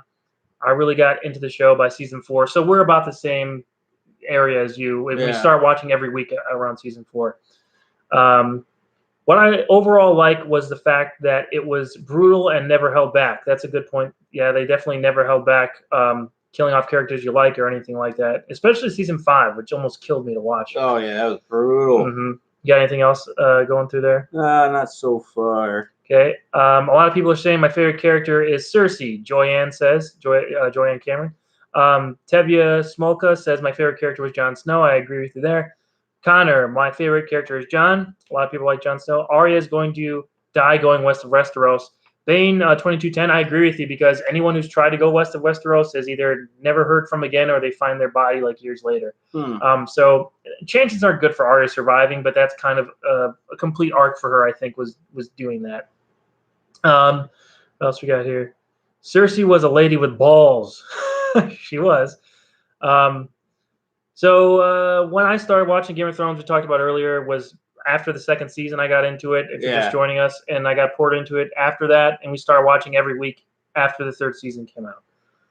So at the beginning of season 4 is when we start watching every week. Carl Maxey Porter, Sean Bean loves to die in his roles. I am aware. I don't think he loves to die in his roles. It just it just happens. I hadn't really gotten turned on to the whole Sean Bean dying in literally everything at that point yet. It was after the death in Game of Thrones. It's like, wow, this dude really does die in everything. Yeah, he does die in a lot of stuff, man. One of the only things I can think of that he didn't die was Silent Hill, I think. Oh, yeah, he did. He was alive in Silent Hill, I think. It's so weird seeing him in other things. I just want him to be Ned Stark, damn it. Yeah. But that could never happen again, unfortunately. And they never brought him back. There was always rumors about he would show up in like a ghost form or a flashback, and they never did that. So they stuck to their guns in that area. Even though they showed him younger, the character younger, at the Tower of Joy. Yeah. Let's see what else we got here. For my favorite character, I'm going with 3. Tyrion, Jorah, and Sandor. Yep, those are great characters, Nick. I agree. Tyrion's awesome. A lot of people love Tyrion. Jorah was a very interesting arc to follow, him being banished from Westeros, going over to Dany's side, and then seeing his regret, and then eventually coming back to Westeros, dying, protecting her. That was a great arc for him. And the Hound, of course, you can't go wrong with the Hound. Hound's freaking awesome. We got a Dan Chun. Is the Dr. Pepper really that good? I'd love to try it, but there is a lot that we don't get up here in Canada. That is unfortunate. I'm sorry, man. If you could find it online or something, because I think some people are starting to order it there. Yeah. It's worth trying out, man. Definitely really good. It is really good. If you could find some. What else we got here?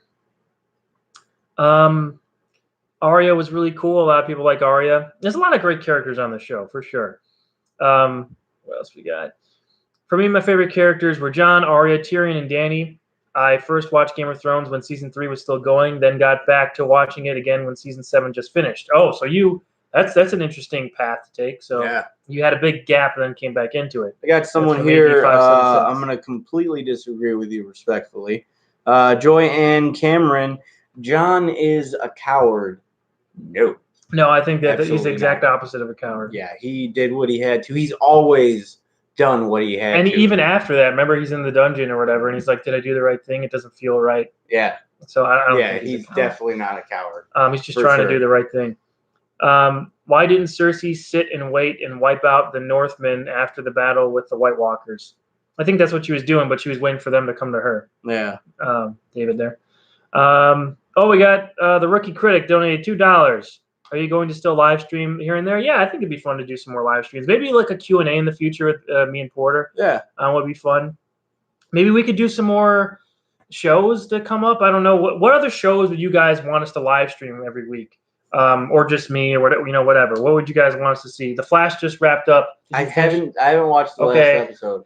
Oh, don't post any Flash spoilers. Porter hasn't seen it. I saw it. I have not been. Flash is like, I kind of like what they did. What is this season 5 or season 4? Season 5. So season 5B. So after the break, after the new year and all that stuff.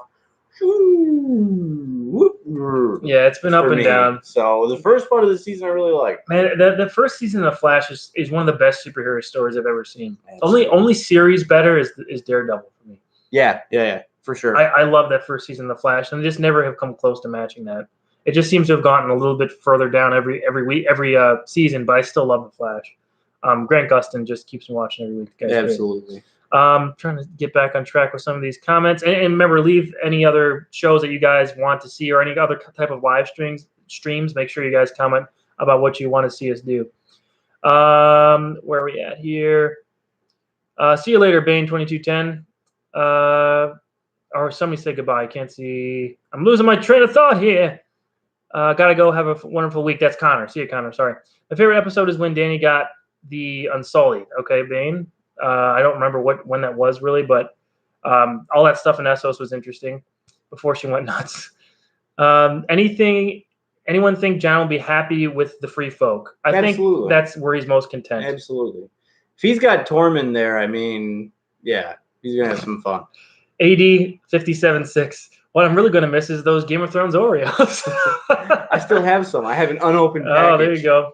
Yeah, that's right. So in a year, 2 or 3. Oh, someone else just donated there? I can't tell. Is at the bottom? Nick, yeah, right there. Nick. Hey, man. The Rookie Critic just also donated $2 too. You could do Power Rangers or bring on guests. Yeah, maybe. That's something to think about. No, he also did Spartacus. It's just 4 seasons and on Netflix. So he did another 2. Oh, I didn't. Yeah. Oh man. Thank you so much. Rookie Critic, thanks, man. You don't gotta keep. You don't gotta keep donating. It's okay. We appreciate it. We really appreciate it. Thank you so much. And also Nick for donating $5, man. Thanks a lot. Appreciate it. Excellent. Thank you. Again, like that super chat thing is open, but I don't really mention it that much because we're just here to talk about the show and everything. So thank you guys for donating. I really appreciate it. I hope you guys have enjoyed the live. I've had a lot of fun doing these live streams. This is a lot better than doing just the reviews after watching and then posting them late at night, like 3 in the morning, the following day. These are a lot of fun. Yeah. I would love to do more of these. And more with Porter would be fun too. Maybe doing after movies or something. We could. Yeah, we should definitely do after some movies. Yeah. All the big ones are already out though for this year. No, they got a decent amount coming out. Maybe after Dark Phoenix, we'll come back. Oh God. Sansa's Revenge. Oh my God. X-Men Sansa's Revenge. That's what it's going to be. Oh, shit. Let's see. 007, National Treasure, Game of Thrones. Sean B. died in all of them. He did. You're right. Yeah. Tevya, talk to you later, man. You're probably already gone. Good night, guys. Save it to Brazil. See you later. Vinquinhas. Bye. Thanks for watching. I love the review on Reboot TV show. Oh, yeah, I'm the Nostalgia Critic. Yeah, thank you. But I've never seen the show on Cartoon Network. Yeah, on ABC or I saw it on UPN, which is a local channel around here. Oh, right. They aired the last season on Toonami on Cartoon Network. But yeah, Reboot was a really fun show. I'm thinking about kicking around doing a weekly show on my personal channel where I just review old stuff. So let me know some of the older things you guys want me to review as well.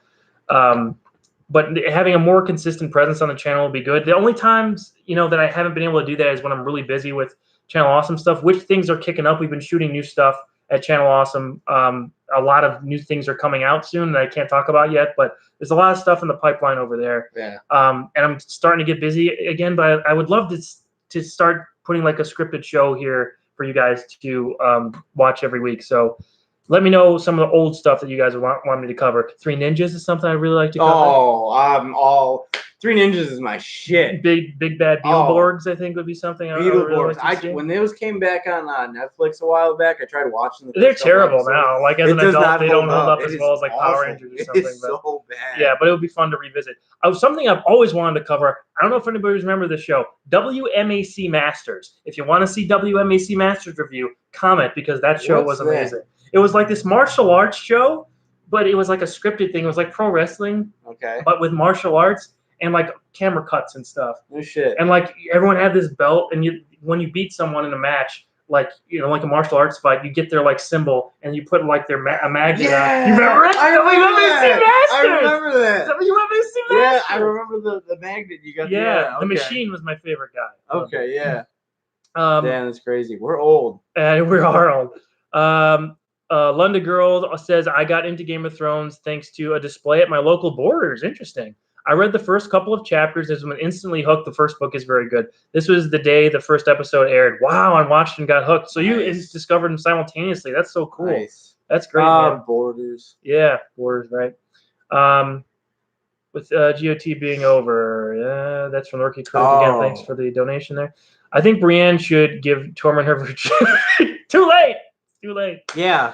I agree with you there, Joanne, but that didn't happen. I was really hoping Tormund and Brienne hook up or be together somehow. Yeah, just giant ginger babies. Yeah, just everywhere. I was sad to see Daenerys, my favorite character, go freaking nuts, and it broke my heart to see her become the thing she refused to become. Yeah, I think that's the tragedy, but that's kind of what they presented here in this episode and in this season was the downfall of something good into something. I got someone saying, we got the rookie critic saying, have you seen Spartacus? I have not seen it. I've not seen Spartacus. I've heard it's amazing. I heard it's like right up there with Game of Thrones as far as quality. That's what some stuff. And then Boneyard 009 says Supernatural. I'm not a huge Supernatural fan. I've been with it since the beginning. 15 years. We're going to be going into the 15th season, final season. Maybe that's something you could do. Yeah, you know, I'm not on this channel because I don't watch it, but yeah, I don't know. I just finished the last season. I was a little behind, but man, crazy. Mm-hmm. Carson Geek says fanscription, smiley face. Thank you.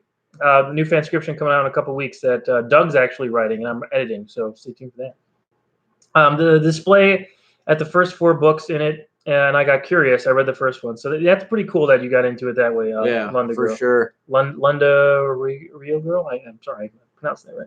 Maybe Watchmen or his Dark Materials. Yeah, you know, there's some of those HBO shows look really interesting that they advertised after this. I've got the first 2, I think now 3. Chernobyls.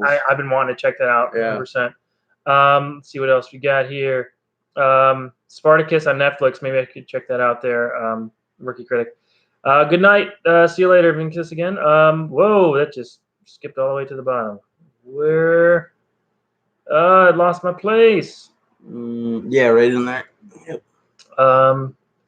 So yeah, stream Supernatural. I love to chat on Daredevil. I would love to do more Daredevil. You know, I haven't even finished season 3 yet. Really? What is wrong with you, man? This man hasn't finished Daredevil. That's the best freaking show. I love that. I haven't finished season 3, and I haven't finished season 1 on Punisher. Oh, dude. Second season of Punisher was pretty good. I finally finished that recently. Wait, second season? Of Punisher? Yeah. They got the second season out? Party, get out of here. Man. No. What's wrong with you? No, they only got 1 season of Punisher. They got 2 seasons. I just finished watching it. They came out months ago. Oh, right. Yeah. Never mind. I'm losing it. I'm losing it. That's right, yeah. I'm losing it. Yeah, okay. Yeah, no. Season 2 of Punisher, that's what I'm behind on. Okay. Right. You could do Power Rangers or bring on guests. Yeah, we talked about the rookie critic. Thank you. You know, the stuff with Power Rangers, I'm not watching the Beast Morpher stuff. I would like to go back and do top 5 best and worst episodes of each season. And still periodically post those on my personal channel. I just finished reading the Boom Studios run, the Kyle Higgins run through the end of Shattered Grid. Phenomenal. The ending was a little confusing because I didn't know there was a missing part from a different series that tied into it. The title was Go-Go Power Rangers, which I didn't know a big major plot point tied into it. But that was great. If you guys are Power Ranger fans, especially Mighty Morphins, you got to read that stuff. Go find the Boom Studios Shattered Grid run and everything before that by Kyle Higgins. Phenomenal. I got him to sign something at C2E2 C2E2 a few months ago. Seemed like a good guy. You guys got to read that stuff if you're Power Rangers fans. Nick, again, thanks for the $4.99 donation there. Thank you. Gumball, is that the Amazing World of Gumball? I don't watch that one, Leroy. I'm sorry. I am not a Rick and Morty fan, Dan. I'm sorry. Yeah, I never got into it. Like, I didn't even know about it until it got like super popular. And I tried like watching a couple episodes and just not my thing. A lot of people say you're not smart enough to watch the show, so maybe I'm just not smart. I've never given it a chance. I just, I've got a bunch of stuff I'm behind on anyway, so I just... Right.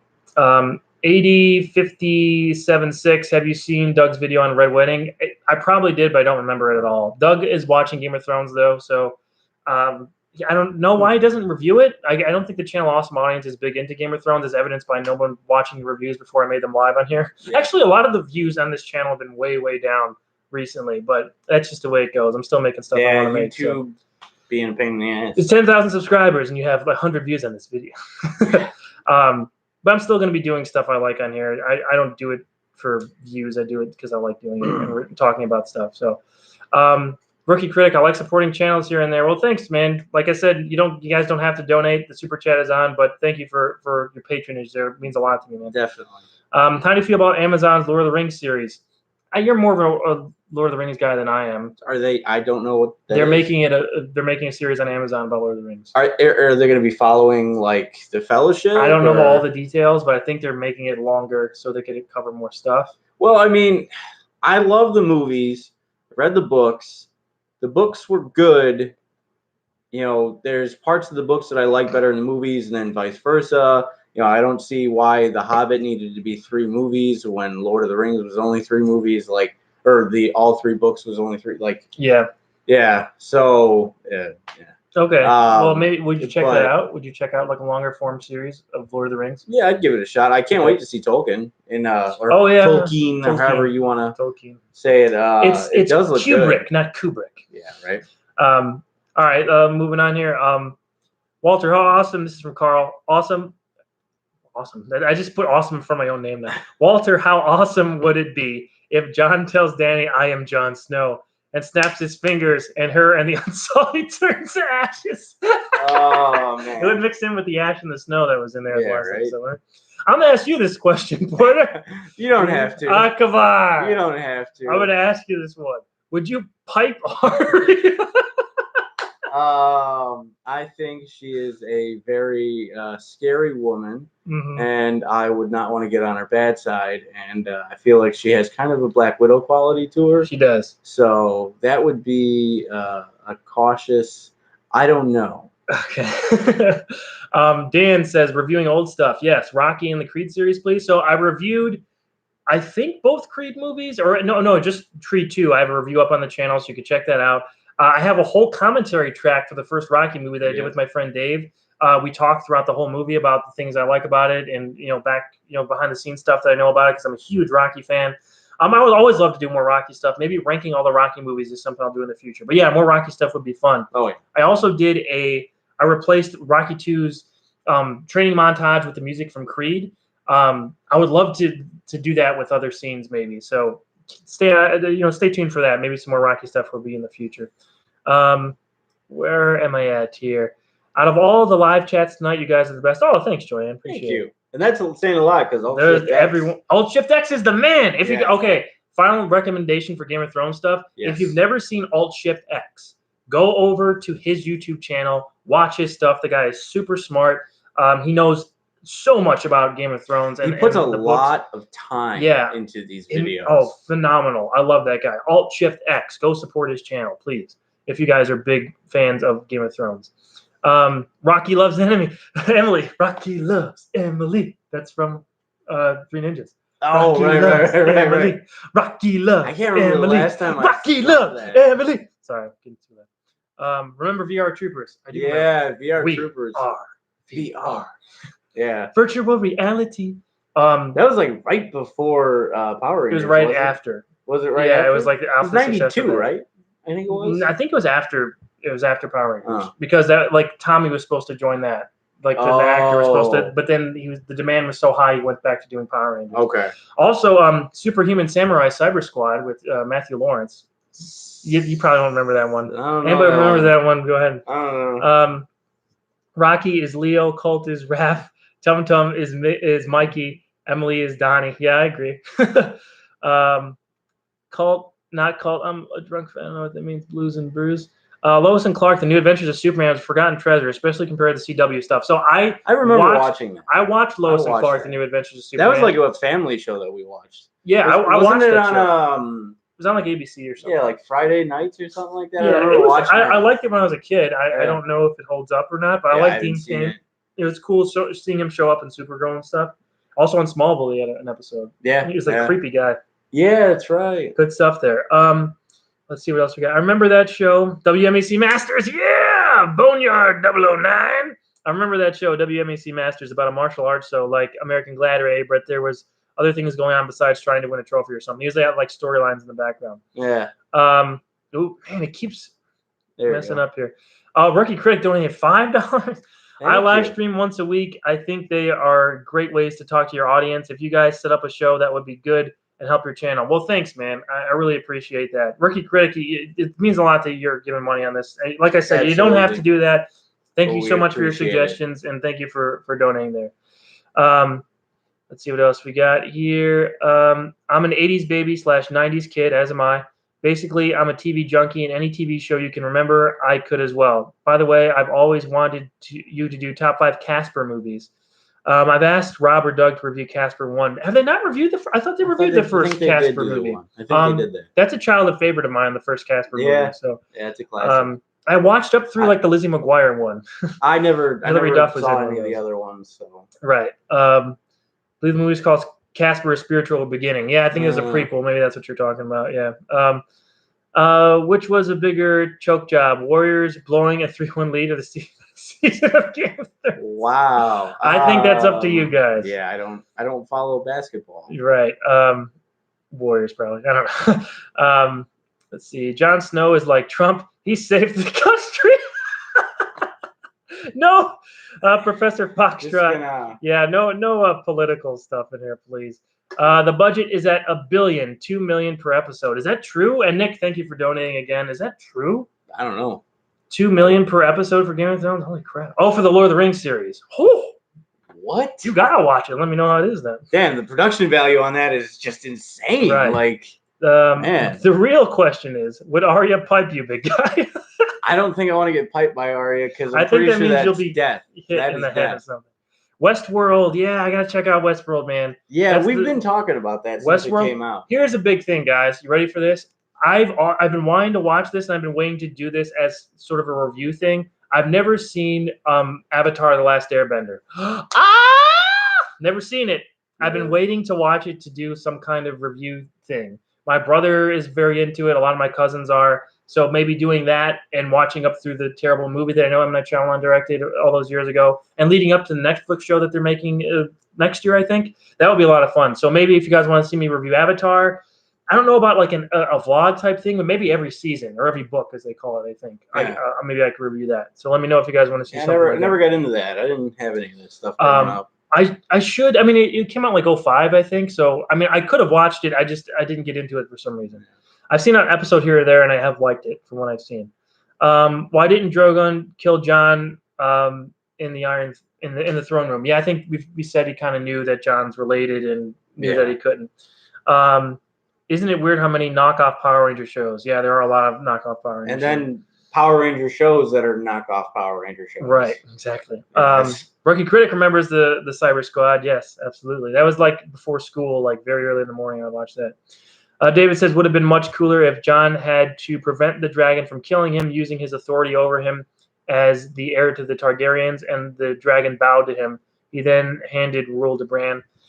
I thought something like that was going to happen as far as Drogon and Jon, not like the whole ruling Westeros, handing it to Bran, but just like Jon kind of taking authority over I kind of thought that might happen. Like he was yelling at Rhaegal, or on Viserion. Yeah. The undead Viserion. I thought that would be kind of the same thing. I would have been fine with that. Yeah. What else we got here? Are you going to watch Rocky with Tamara? I've watched Rocky 1 with Tamara. For Tamara's never seen. We also watched Rockies 2 through 4 in one day. Oof.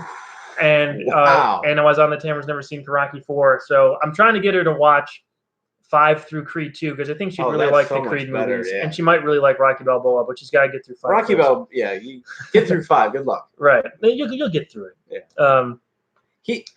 He introduced me and my fiance. Oh, he never saw Rocky before that. I had never seen Rocky, and obviously he's a big fan, and my fiance is a big fan of Rocky too, and so they both were just basically yelling at me for days. Just, why haven't you seen it? You're un-American. I never got into it. Like, why?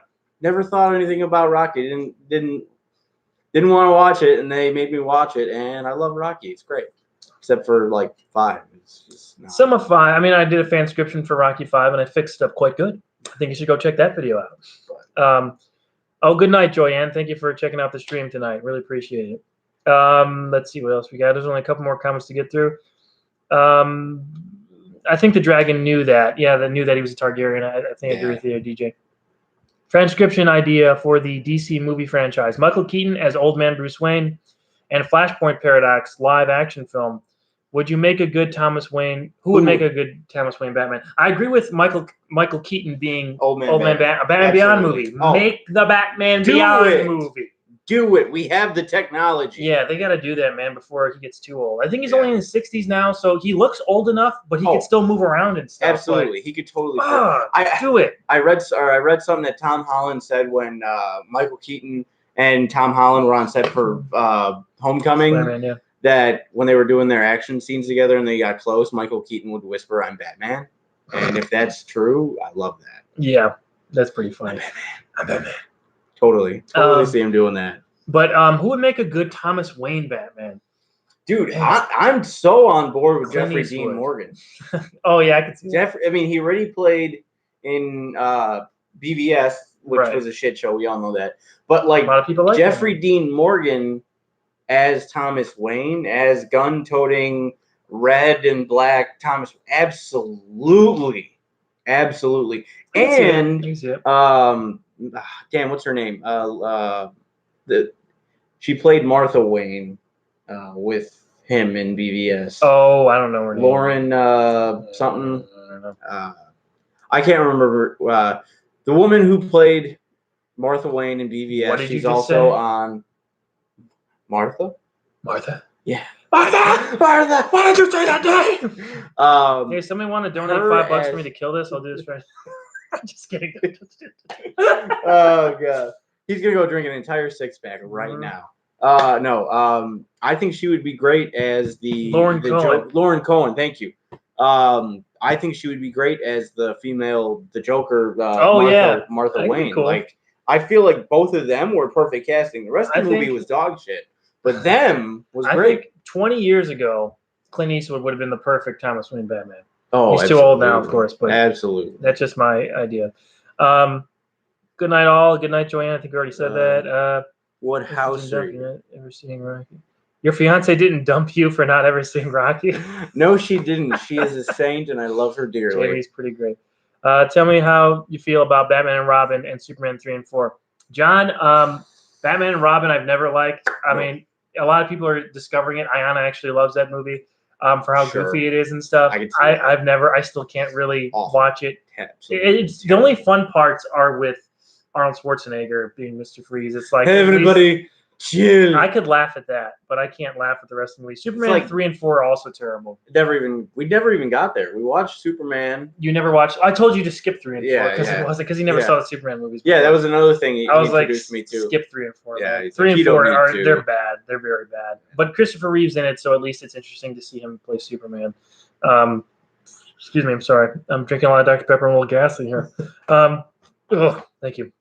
You think Creed will hold up as well as the first Rocky movie? I don't think anything is going to hold up as well as the first Rocky movie. Yeah, but I do think it's Creed and Creed really 2 are great movies, and I think they will hold up on their own as their own franchise. And we might get a Creed 3.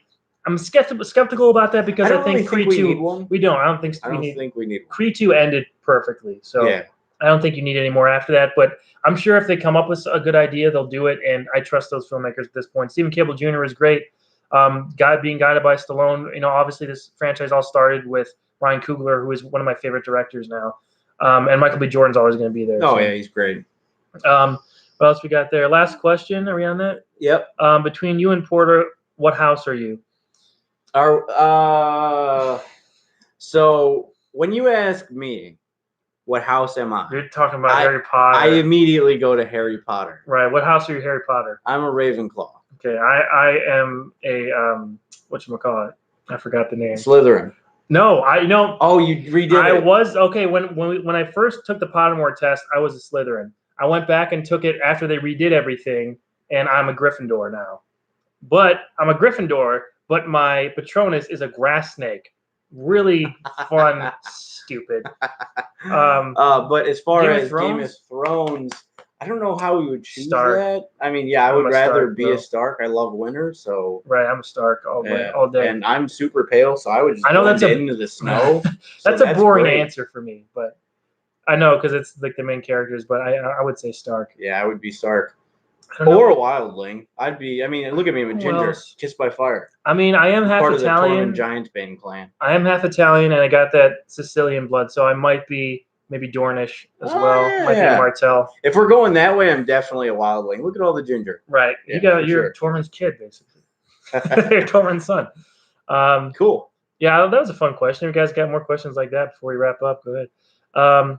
Man, we still got 38 people watching, so thank you guys for, or 37 now. Thank you for sticking with us. We've been on for an hour and 43 minutes. Yeah, I mean, this is the last one. I figured we could stay on for a while and talk about whatever you guys want for a little bit. Who cares about work tomorrow, right? Right. Sorry, you want to get off? It's fine. I don't give a shit. All right. Who would make a good Eggman Robotnik in the Sonic movie other than Jim Carrey?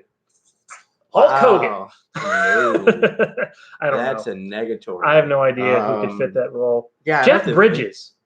For some reason, I'm getting Jeff Bridges in my head right now. Would make a decent Robotnik. Just being super weird. Yeah. Thoughts on the GA2 spinoffs? Like I said earlier, AD 57.6. There's so many stories and just little bits of history you know about Westeros that they could go any different ways. So I am hyped to the max. They really don't have any limitations, and they know that the fan base is going to be there. So I think they can be more risky and more bold with these spinoffs than they might have when they started Game of Thrones. Right. You know what I mean? So, yeah. Walter, you should have 3 names like Jeffrey Dean Morin. Awesome Walter Badass. Walter, I don't know. Walter. Triple Walter. Triple W. Triple W. Walter, I like your top 5 best Boy Meets World episode. Can you tell me your worst Boy Meets World episodes? So I did keep a list. There's a thing for that. I did keep a list. But they're all decent episodes. Yes.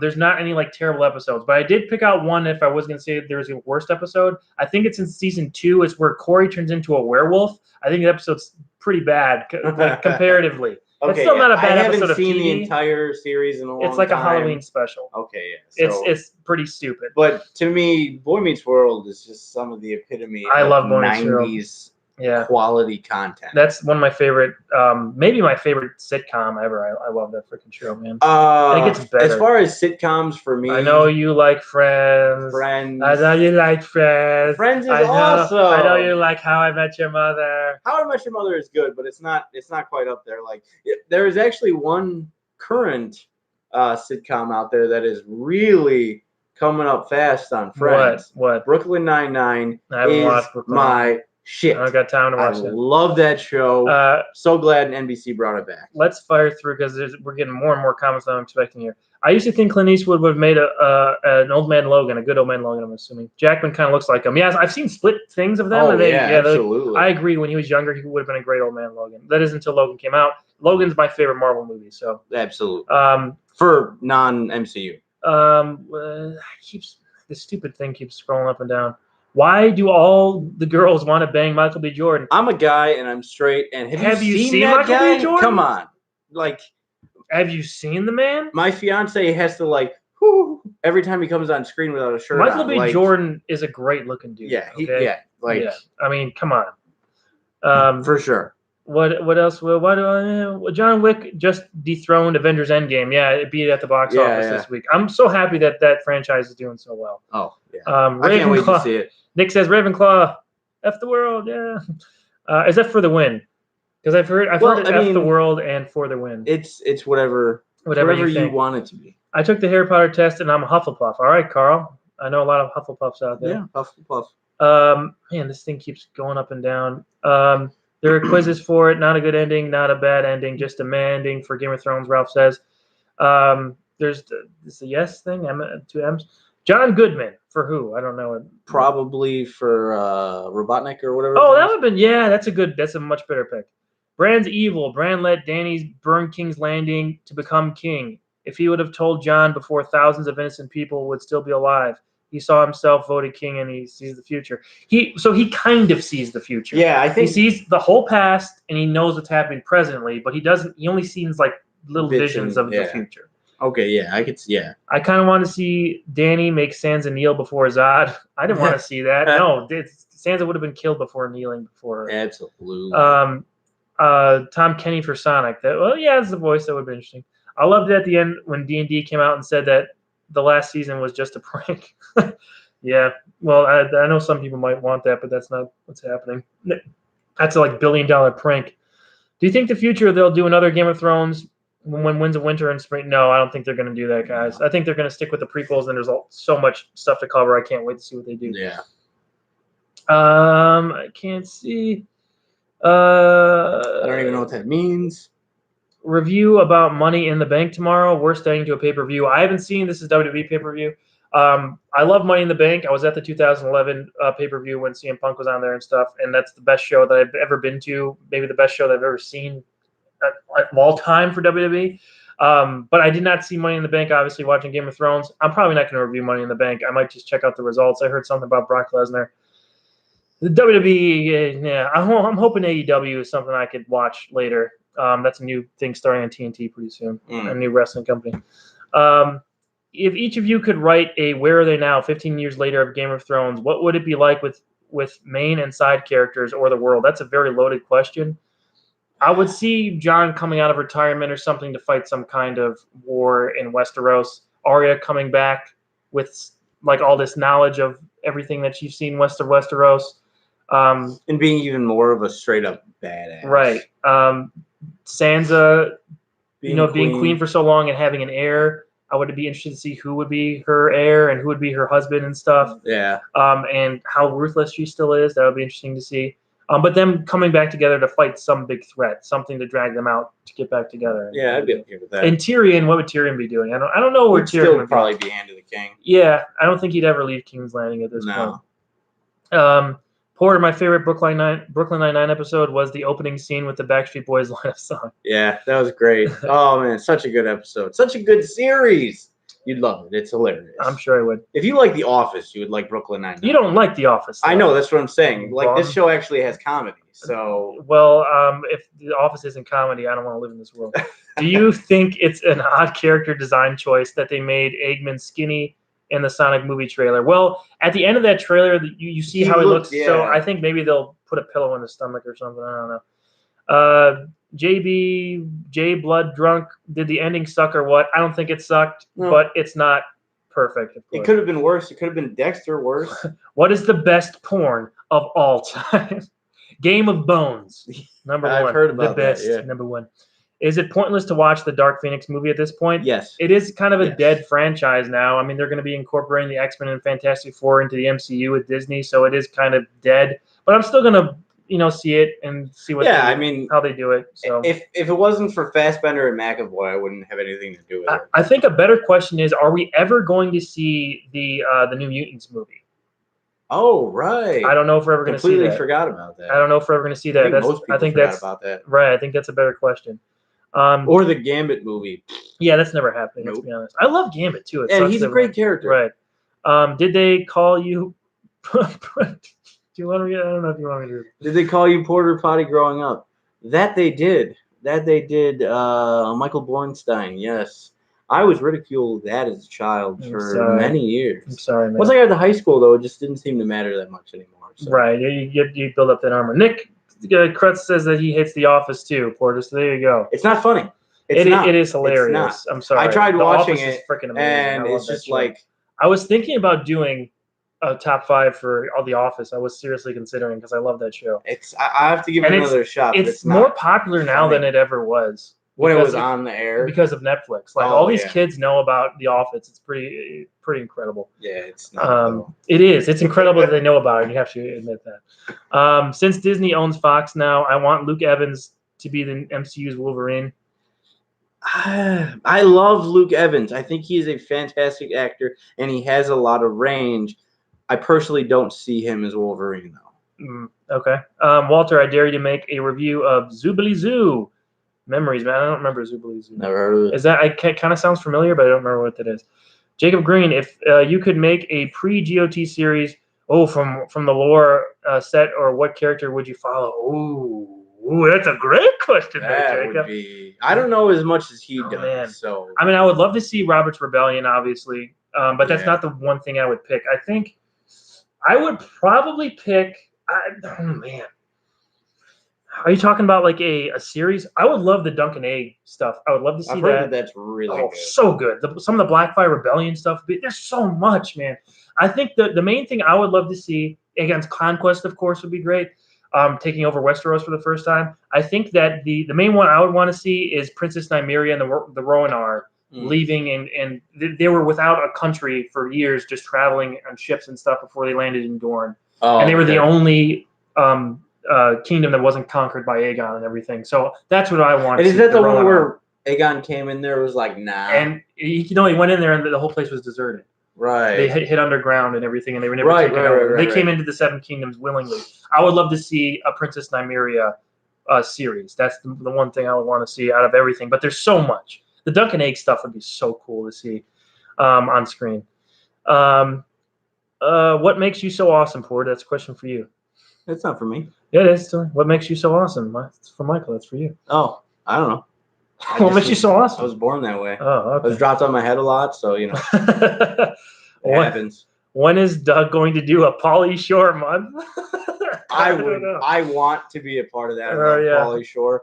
Biodome, one of my classics growing up. Absolutely love that movie. Yeah. Just fucking top notch. The Blackfire Rebellion stuff Jacob says he would love to see. I agree, man. The Blackfire I remember he was telling me about the Blackfire stuff. It's 9 nuts. Blackfire Rebellions, and one of them, or a few of them, are in the Dunk and Egg tales. So, and I would love to see what happens with Aegon IV. That's Aegon the Unlikely. So that's like 100 years before Game of Thrones. That stuff's all set. So he's the 4th son of the king. He's like the 4th son of a 4th son, and he becomes the king of Westeros. And he's like a really good king, and like he had all this backstory he traveled around with Sir Duncan the Tall for years, traveled all around Westeros before he became king. And then that's when I can't remember what it was, like the dragon pit burned down with them in it and stuff. That's when like the last dragons died and all that stuff. Very interesting. That's where someone was born there. The Aenys or something, like the Mad King was born there, or something like that, or like right after that. Rhaegar was born right after that or something, because he would like, as a teenager, he like played a harp or something outside the ruins of that. Oh, okay. So many interesting things, man, that they could dive into. If I knew Sansa will be Queen of the North, I would have quit watching the show after season 3. Sorry. Oh, damn. She got way better though. Yeah, for sure. I thought her arc was done well. Does Porter have his own channel? Make a channel, dude, and review us. I think I do have a channel. I've got like 2 or 3 Destiny 2 streams on there. Review Supernatural, the last season. Oh man, that would do. I'll join you. I don't know what I would be able to do on there, but I should have your brother. Yeah, my brother is a big fan. So yeah, what's your channel name? Do you know? No. Look it up and put it in the chat or something so people can subscribe to you. Only true 80s babies would remember that TV show. I just challenged Walter into a memory battle. Oh, Zoobly Zoo, sorry. I was born in 88, man. I'm the tail end of the 80s. Yeah. Following Bittersteel and seeing the Golden Company would be sick. Yeah, so Bittersteel and the Golden Company all ties into Blackfire Rebellion. Oh, there's so much history. Like, I can't believe that all came from one person's head. It's insane. The Dance of the Dragons is great stuff. The Targaryen Civil War, absolutely. Encino Man is a great Brendan Fraser and Pauly Shore movie. I've heard a lot about Encino Man. You never seen Encino Man? No, I've never actually seen it. Oh, come on. When is the Nostalgia Critic going to review Big Trouble in Little China? I don't know. You have to ask Doug about that. That's not my cup of tea. I saw it as that's an 80s flick, like. I had to approve your comment thing. So weird. Porter just posted there. So if you guys want to subscribe to Porter's channel, maybe he'll do some live stream reviews of. I could maybe Supernatural the last season. Yeah, that'd be cool. Go subscribe to Porter, Brian Porter, in the chat right there. Click on there and subscribe to him. Somebody should do a Beast Wars movie. Hell absolutely, yeah. Beast Wars is the best Transformers series. Fight me. Yo, I'm right there with you. I watched Beast. Love Beast Wars. Doesn't hold up much though. When it came up on Netflix, I started watching it. Some stuff doesn't hold up, but some stuff really does hold up. I didn't get super far into it. It doesn't quite hold up, but it's still Beast Wars is one of my favorites. I think for the most part it holds up. There's some stuff that doesn't, but I really like that show, man. How they tied in the original series. And I love the animation style they used back then. It looks so good. All those colors, the metal colors, and. Oh yeah, I mean it was one of the original behind Reboot. It was like the original all CG animated series. So it was like early animation in that form. I loved it. I thought it was great. Yeah. Deadwood movie is this month. Never got into Deadwood. Yeah. Well, I never had cable like that. Like so, I never got into. Sure. It was only as an adult I got HBO because I can afford it. Right. Dan says he just subscribed to you there, man. Oh, thank you. There you go. Porter kicks ass in Destiny. Oh, if you are going to watch those videos, I'm not that good. I'm okay. Not right. And I had made them 1 or 2 of the things I might have posted were probably some of my better matches. Nick subscribed to you. Yeah, start posting some stuff on there, man. Do it. I will. We want more Porter. All right. I agree. I think we're gonna wrap up here, guys. We've been going for almost 2 full hours. This is the end of Game of Thrones, man. We made it all the way end of an era. Yeah. I think we'll have to come back for the prequel series. Oh, absolutely. We'll be back. I'm right. We'll be back. Come on. So make sure you guys keep an eye out for that. Did I ever watch Yu-Gi-Oh? No, I never watched Yu-Gi-Oh. I love Yu-Gi-Oh. Yu-Gi-Oh is the shit, and I love Pokemon and Digimon. Love them. All-time, really quickly, all-time favorite moment in Game of Thrones. Last question. Thanks for the stream. Keep up the awesome work. What is your favorite moment in Game of Thrones? Oh my god, that is so difficult. Oh man, I'm not sure. Just, I can't even think. Like, there's so much.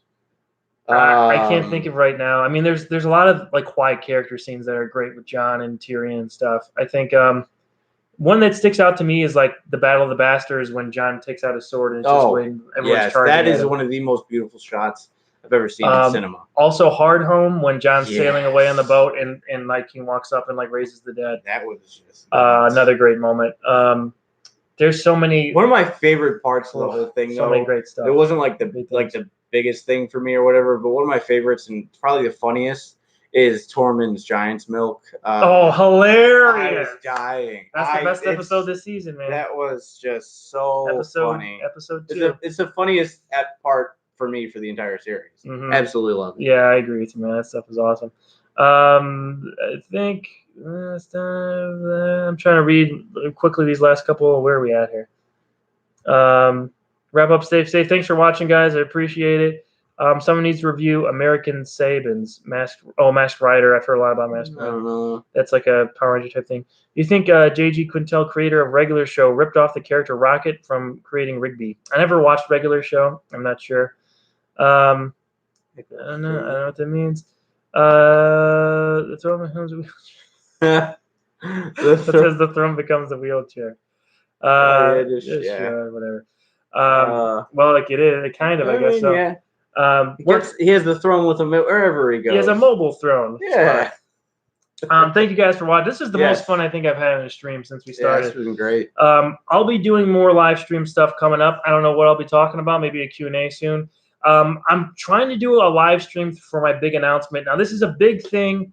I'll just mention a couple small details. Okay. This is a thing that is happening in the Chicago area.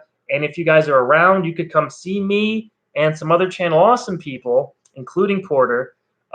It's going to be a big deal. I hope you can make it out to it. It's going to be towards the end of June.